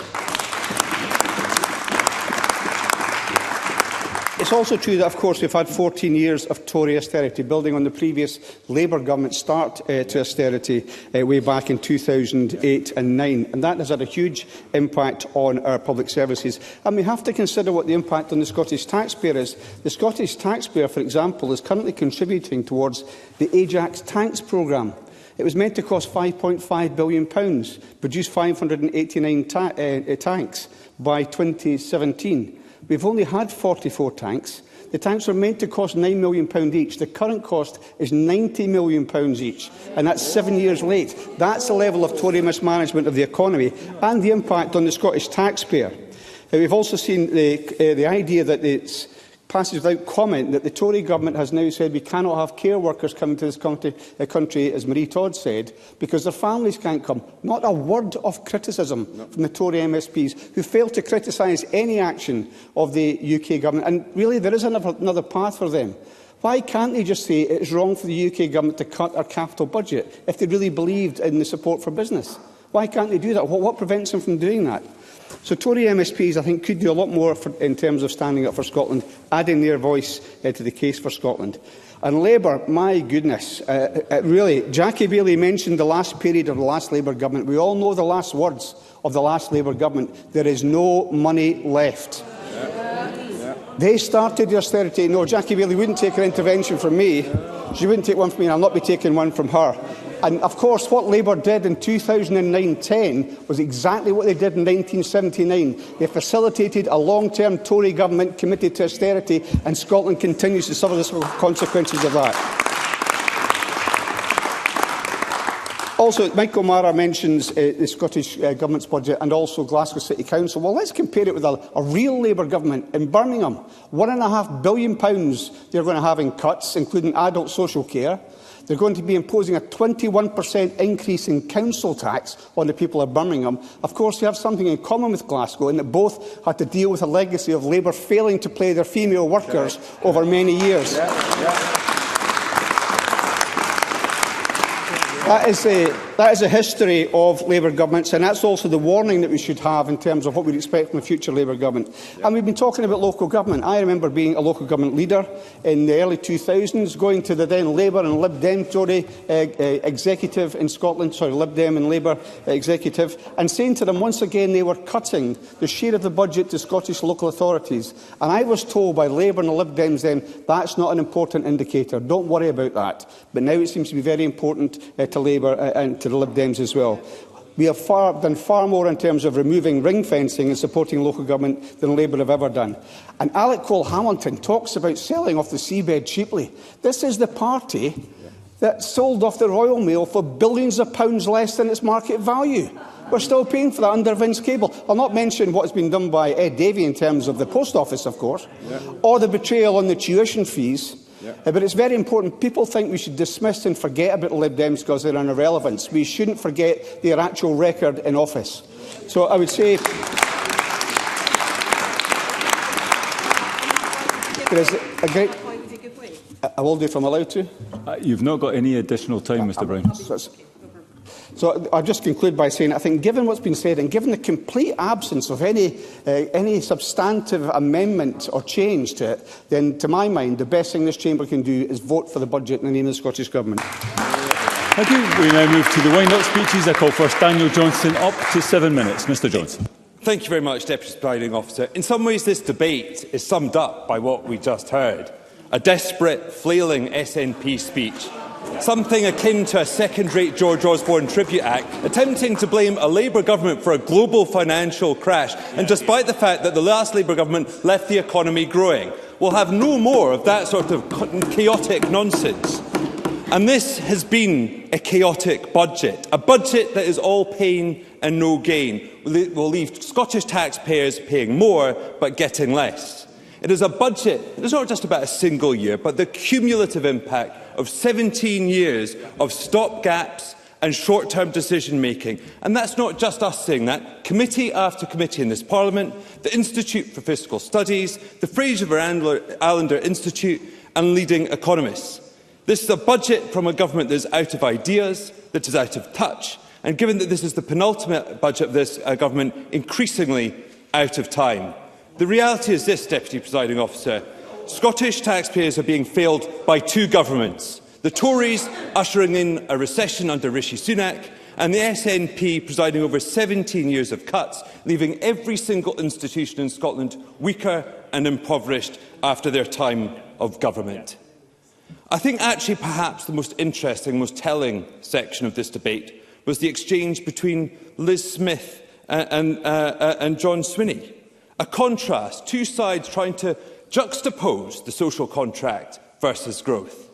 These are not binary options. You need one in order to deliver the other. When people get ill, we need the NHS so people get better and return to work.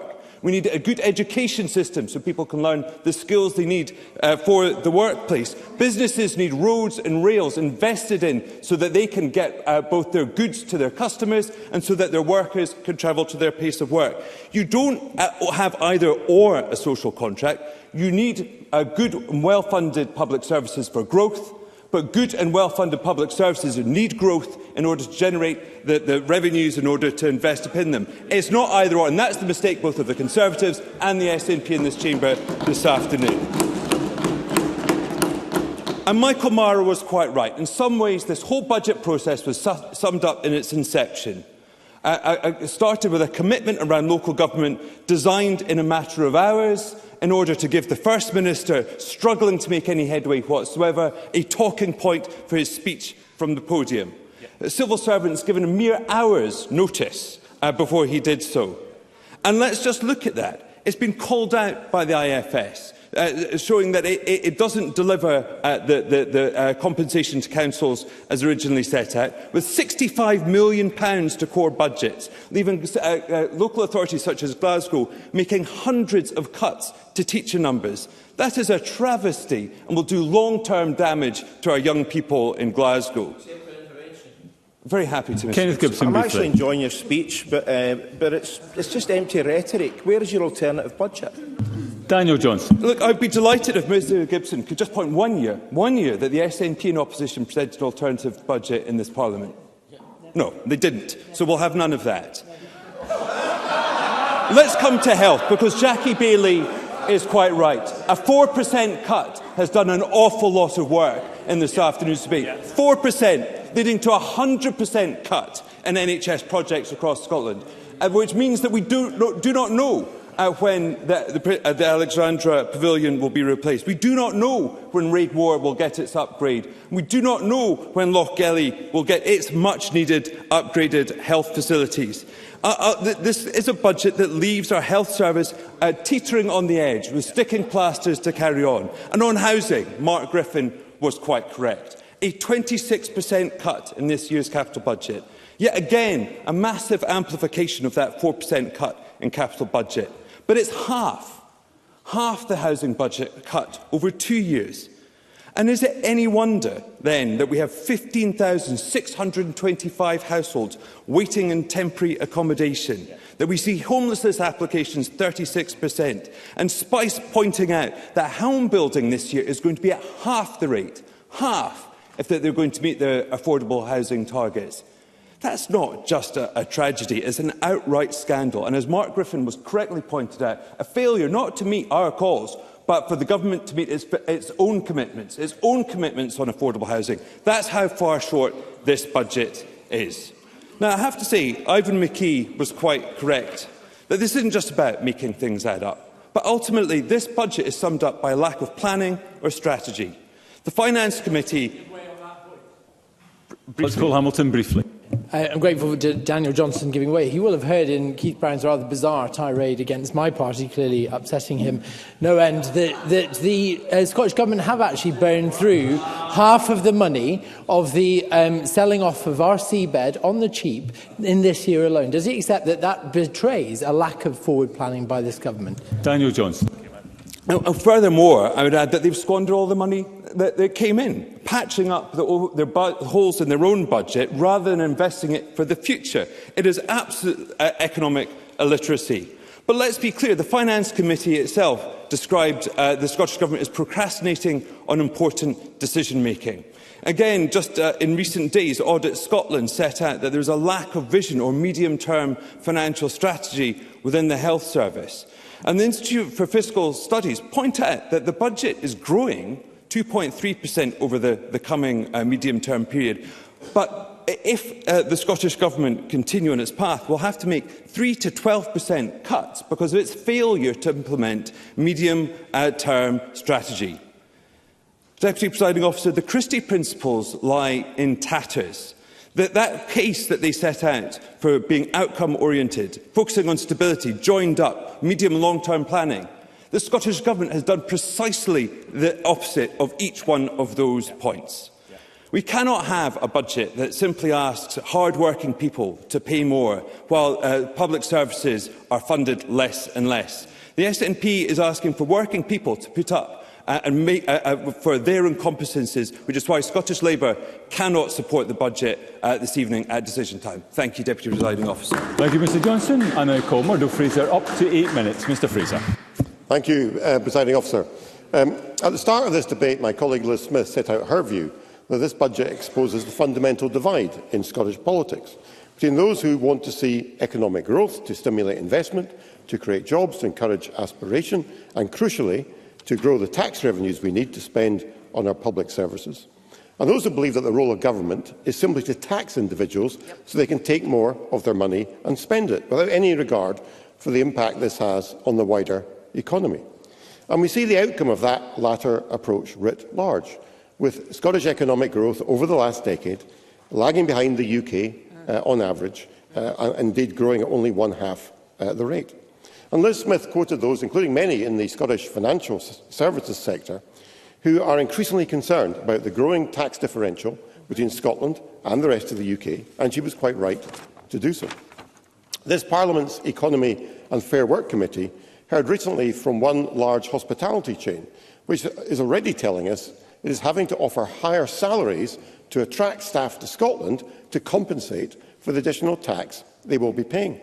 And that's hardly surprising when someone earning £50,000 a year will be paying over £1,500 more in tax compared to someone south of the border. And that simple illustration puts into context all we've heard from the SNP messages this afternoon about some of the so-called benefits from their approach, because clearly that is not seen by many of the people out in the real world who might be attracted otherwise to come and work in Scotland. And there might be some justification for the approach we've heard outlined by the SNP government if people really felt they were getting good value for money. But according to an opinion poll published earlier this month, by a margin of 2 to 1, people in Scotland do not believe that these additional taxes they are paying represent good value for money. And even on the SNP benches, we're starting to hear those who are raising concern about the tax differential. Kate Forbes was in the press a few weeks ago describing continually increasing taxes as ultimately counterproductive. Even the former Finance Secretary, Derek Mackay, understood that equation. And what a pity that the current incumbent of that office doesn't get that higher taxes don't necessarily lead to greater revenues. Yes, Mr. Brown. Keith Brown. Yes.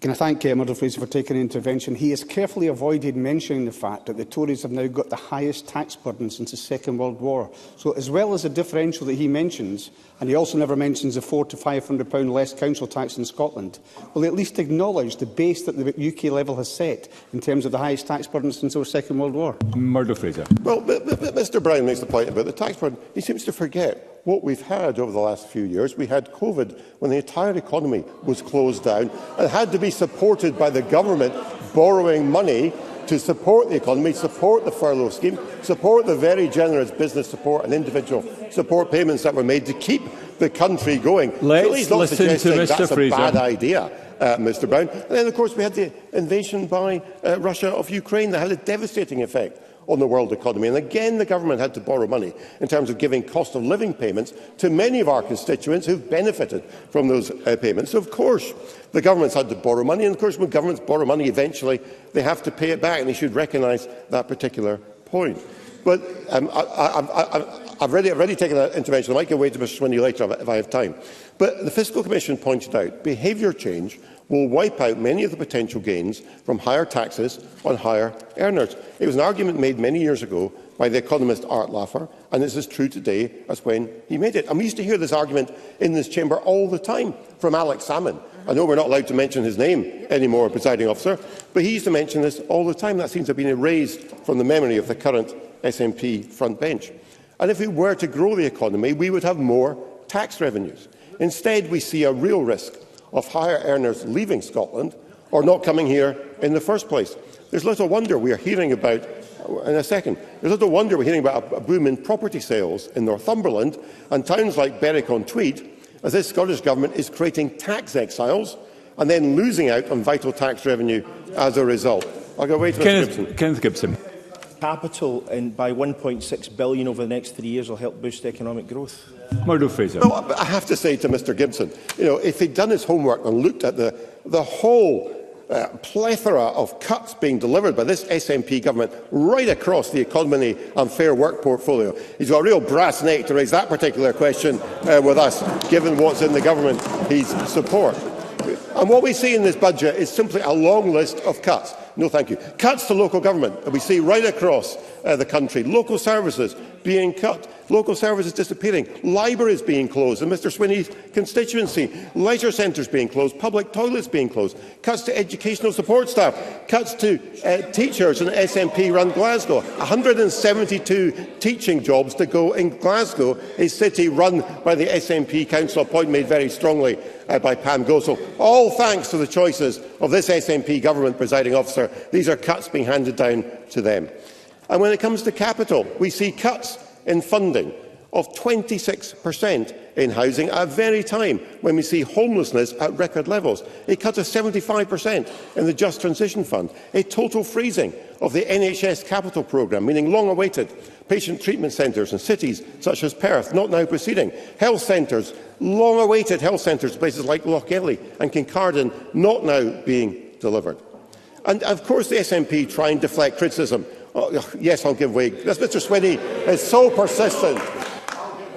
I'm grateful to Mr Fraser for giving way. In responding to the intervention from my colleague Keith Brown, Mr Fraser mentioned some of the major difficulties that have faced the United Kingdom economy, COVID and Ukraine, and I agree with him, these are big factors.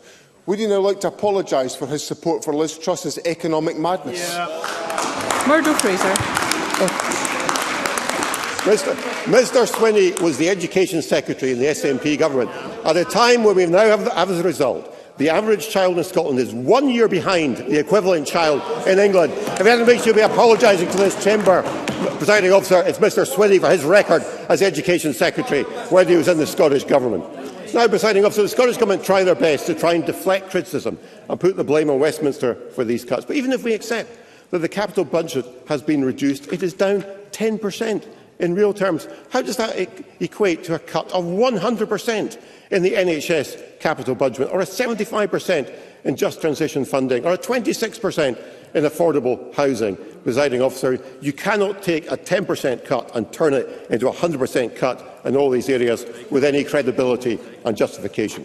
But most worrying of all has been the cuts in relation to the economy, fair work and energy portfolio. Now, we know this has been downgrading in the recent Scottish Government reshuffle, lumped in with net zero and environment. And perhaps that's no wonder, with an 8.7% real terms cut across that portfolio, tourism down 12.3%, enterprise trade and investment down 16.7%, Scottish National Investment Bank down 29.2%, employability down 24.2%. All the measures that could help with economic growth are being cut in this budget. This is a government that has no interest whatsoever in promoting economic growth, in creating jobs or supporting household incomes. Presiding officer, this is a budget that has no friends outside this chamber. It has no interest group outside this chamber telling us to support this budget. It is a budget delivering real pain for communities across Scotland who will lose vital services, a budget hiking taxes on hard-working families but delivers no benefit to them as a consequence. It is a budget that fails Scotland, and it is a budget we should reject. Thank you, and I call on the Cabinet Secretary to wind up to 10 minutes, please. Thank you, Presiding Officer. First of all, let me thank all contributions this afternoon from members across the chamber. I'll come back to some of them in a moment. Through this budget, we can show the breakdown and allocation between different portfolios and areas of activity within them. And we're very cognisant, though, that in practice there will be areas that overlap in how they affect people, which is why we always consider our budgeting in the round. And of course, we always reflect on the priorities of the people of Scotland as we set budgets, and we'll continue to seek new ways to engage with as wide an array of people and interests as possible as we work towards future budgets. As I set out, this budget, in difficult circumstances, prioritises frontline spend. I'll come back to that in a moment. But there is a theme that we've heard throughout this budget process, I guess the theme is that the members, particularly in opposition benches, focus on areas where difficult decisions have been made, with less focus, of course, where funding has increased in those front-line services. A refusal to bring alternative spending plans on any aspect of the budget, and of course not being straight with the public on pretending that you can cut taxes while increasing public spending at the same time. And I'm afraid that is not credible and it does not work. So whether it's Labour's £560 million that they would have to find through reductions in spending in order to fund their tax cuts, and of course what we've heard from UK Labour is a commitment to continue with Tory spending plans. So the idea that there is any more money for health or housing or anything else is misrepresentation, to say the least. And of course, the Tories, who have said essentially that they want to return to UK tax levels, would lose the Scottish budget £1.5 billion of revenues. Can you imagine the impact that that would have, whether it's on employability or areas of the economy or on housing or health or anything else? So I think we need a bit more transparency from the opposition here when it comes to the budget setting process. I want to turn to a couple of areas. So first of all, on health. There was an interesting difference of opinion even on the front bench of the Labour benches on health. So Daniel Johnson at least acknowledged that the health budget had increased, while we heard Jackie Bailey and Michael Mara saying the opposite within the very same debate. Well, the truth of the matter, though, is not in a moment, because you didn't to me, but if I have time, I may.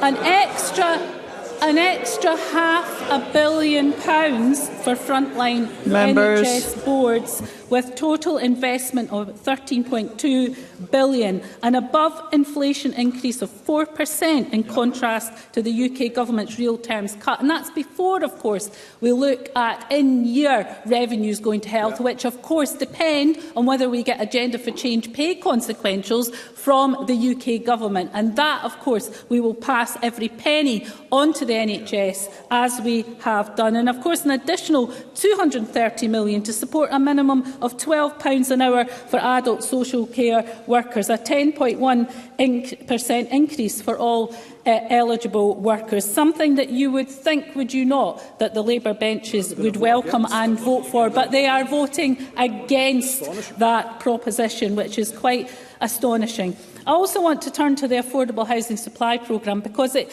encapsulates again the refusal of the opposition to recognise the impact not just of the 10% cut in the capital budget, but the cut in financial transactions capital, which has had a devastating impact, £290 million less through financial transactions, which was underpinning the Affordable Housing Supply Programme. And just 2 weeks ago, a further £64 million cut to financial transactions, directly impacting on the Affordable Housing Supply Programme. So it's not just the 10% cut in capital, it's all the other cuts which undermine our ability to deliver. And of course we have a good track record of delivery on affordable housing, and one which we are determined to continue. And as I have said, and I'll say again, if we get additional capital at the spring budget next week, then of course the priority will be the Affordable Housing Supply Programme, because we recognise the importance of continuing with this government's record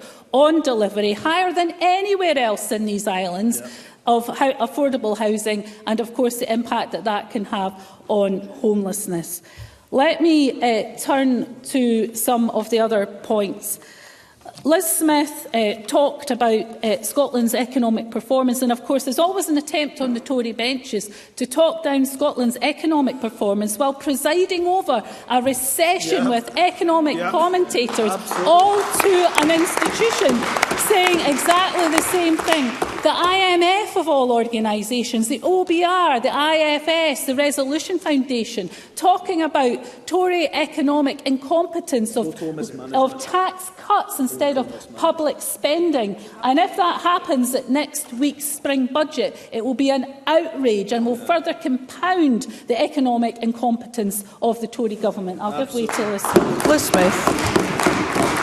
I'm grateful to the Cabinet Secretary giving way, but I know full well that there are concerns within our own party about the comments that are forthcoming from so many in the business community just now about the increasing tax differentials and the difficulty that that is presenting to Scotland in terms of recruiting new labour that we absolutely desperately have in Scotland's powerhouse industries. We can't get some of these. These are not our comments. These are coming across the business community, right, left and centre, and that's why this budget has had such a negative reaction. Well, let me say two things about that. Of course, the Scottish Fiscal Commission build in the assumptions in terms of behavioural change. HMRC are doing a lot of in-depth work, which of course we'll pay close attention to. But the NRS data shows net in-migration to Scotland, something, again, that the Tories just doesn't fit with their narrative, so they can't bring themselves to welcome the fact that more people from the rest of the UK make an active choice to come and settle here. And why do they do that? Well, they do it because of free tuition, of the free supports that are given, but also the social contract, where whether it's childcare, there is a better offer, and local services give a better offer to people. That is why we see people coming here from the rest of the UK to locate in Scotland, and the Tories, of course, cannot bring themselves. And, of course, in terms of Scotland's economic performance, earnings in Scotland have grown by 8% in 2023, faster than in any other part of the UK, including London and the South East, providing much-needed revenues for our tax base. So it doesn't fit with the Tory narrative, but these are the facts about the performance of the Scottish economy. And for once, it would be refreshing to hear the Tories welcome some of these aspects. I don't have a lot of time. Can I just gently say to Alex Cole-Hamilton, when he talked about Liberal budgets, we know what the last Liberal budget looked like when it was part of a Tory Liberal coalition that butchered welfare spending. The UK government, which people are still seeing the consequences of, whether it's the rate clause or the two-child limit. So we know what Liberal budgets look like, so we'll take no lessons from Alex Cole-Hamilton. Very briefly. Alex Cole-Hamilton. Well, I'm very grateful for interrupting the Cabinet Secretary allowing me to interrupt yet another bizarre tirade from a prominent SNP politician. She mentions the rate clause. The rate clause did not come in under the Lib Dems. In fact, it was the Lib Dems in coalition government that stopped the worst successes of the Tory government, like the rate clause. And my goodness, don't we wish let's hear Mr. Cole-Hamilton. And my goodness, can't you see the tempering influence we held over that government? Cabinet Secretary. I'm really not sure what to say other than if that's the best the Liberals can do to stop the worst excesses of a Tory government by propping up that Tory government, then we know what happens when you vote Liberal Democrats. Like Kenny Gibson, I'm still waiting for any alternative budget proposals. He reminded the Chamber quite rightly of the impact of the Trust's budget, whose, of course, the leadership of the Tories in this place were urging and demanding, in fact, that we follow. He also, of course, quite rightly reminded the Chamber of the position of local authorities down south, 8 councils in England going bankrupt, compared to record funding here in Scotland of £14 billion, a real terms increase to local government, even setting aside the money for the council tax freeze. And of course, isn't it ironic from the Tory benches that the only council so far to not freeze the council tax is the Tory Liberal coalition in Argyll and Bute, coming here lecturing us about tax increases, whereas the only place where they are actually able to act rather than just their words, what do? They increase people's taxes by 10%. They do one thing in opposition in this place, a very entirely different The Cabinet Secretary must conclude. In a local authority, so we'll take no lessons from the Tories on tax policy. This is a budget in difficult circumstances that prioritises funding for frontline public services, and I urge the sensible people within this chamber to back it, because it means funding for services, it means funding for social security payments, and it means making sure that people are supported in difficult times. Thank you. That concludes the Stage 3 debate on Budget Scotland's No. 3 bill. It's now time to move on to the next item of business, which is consideration of Business Motion 12318 in the name of George Adam, on behalf of the Parliamentary Bureau on changes to the business programme. Any member who wishes to speak against the motion should press their request to speak button now. And I call on George Adam to move the motion. Thank you, Presiding Officer. And moved. Thank you, Minister. No member has asked to speak against the motion. Therefore, the question is that motion 12318 be agreed. Are we all agreed? Yes. The motion is therefore agreed. And the next item of business is consideration of Parliamentary Bureau motion 12319 on referral of an SSI, and I ask George Adam on behalf of the Parliamentary Bureau to move the motion. And moved, Presiding Officer. Thank you, Minister. The question on this motion will be put at decision time. And there are two questions to be put as a result of today's business. The first question is that motion 12295, in the name of Shona Robison, on Budget Scotland's No. 3 bill at Stage 3 be agreed. And there will be a short suspension to allow members to access the digital voting system.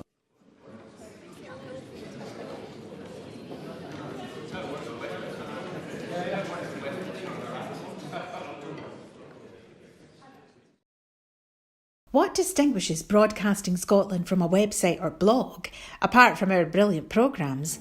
Hi there, I'm Gordon Ross. Are the costs we face to enable us to produce those programmes. These costs are significant and ongoing. However, our facilities are able to do so much more if only we had the staff. In the last year, some of our supporters have cancelled their subscriptions. In one way, we would prefer it if it was because they didn't like us, rather than it being because of the financial pressures which we are all under because of COVID. The really positive outcome of our fundraiser is that at a time of economic challenge in Scotland, we will use your donations to create jobs and in a small way contribute to improving the Scottish economy. If you want us to be Scotland's independent broadcaster, able to provide an alternative mainstream television platform, then please support us. Scotland is going to be an independent country.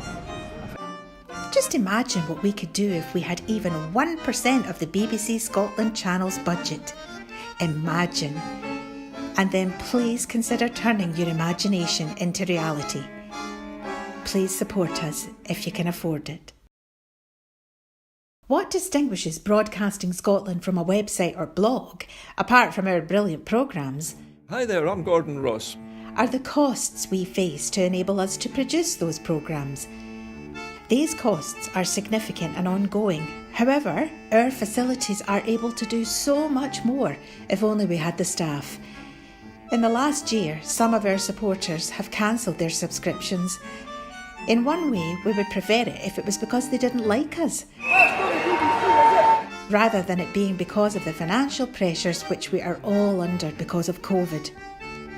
The really positive outcome of our fundraiser is that at a time of economic challenge in Scotland, we will use your donations to create jobs and in a small way contribute to improving the Scottish economy. If you want us to be Scotland's independent broadcaster, able to provide an alternative mainstream television platform, then please support us. Scotland is going to be an independent country. Just imagine what we could do if we had even 1% of the BBC Scotland channel's budget. Imagine. And then please consider turning your imagination into reality. Please support us if you can afford it.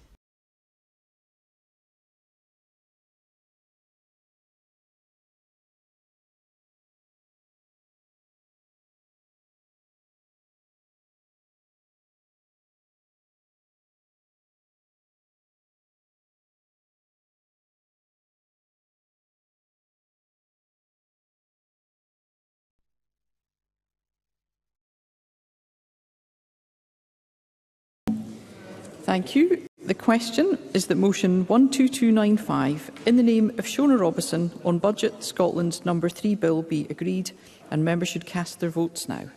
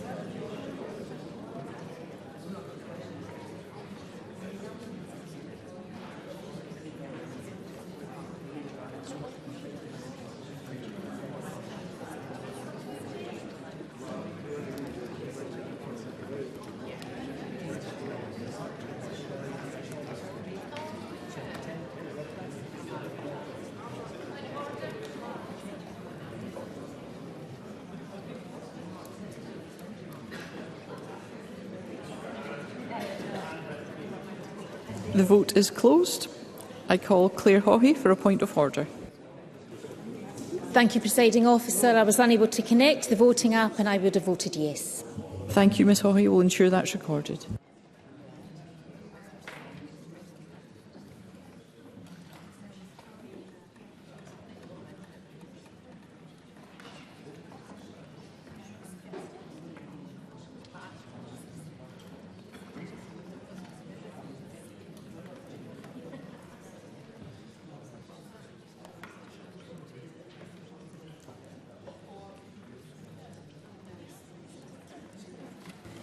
The result of the vote on motion 12295 in the name of Shona Robison is yes 68, no 55. There was one abstention.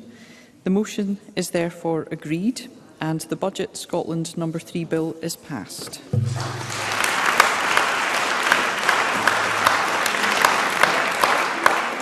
Thank you. The final question is that motion 12319 in the name of George Adam, on behalf of the Parliamentary Bureau on referral of an SSI be agreed. Are we all agreed? Yes. The motion is therefore agreed, and that concludes decision time, and we'll now move on to members' business in the name of Stuart McMillan.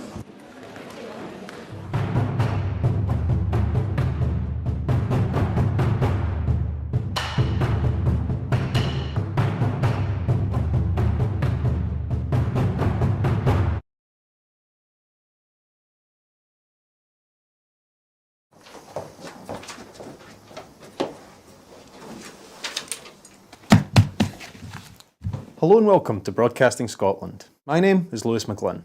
Hello and welcome to Broadcasting Scotland. My name is Saoirse Healy. Hello and welcome to Broadcasting Scotland. My name is Donald C. Stewart.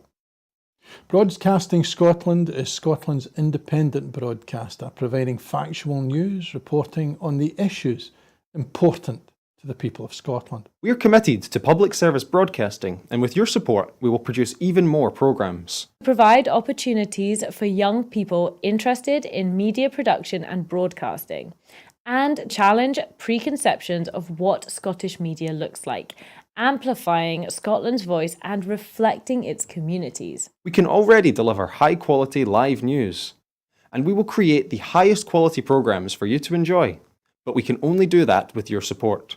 So please subscribe to and share our channel or donate to Broadcasting Scotland via the link in the description. Thank you. Thank you. Thank you.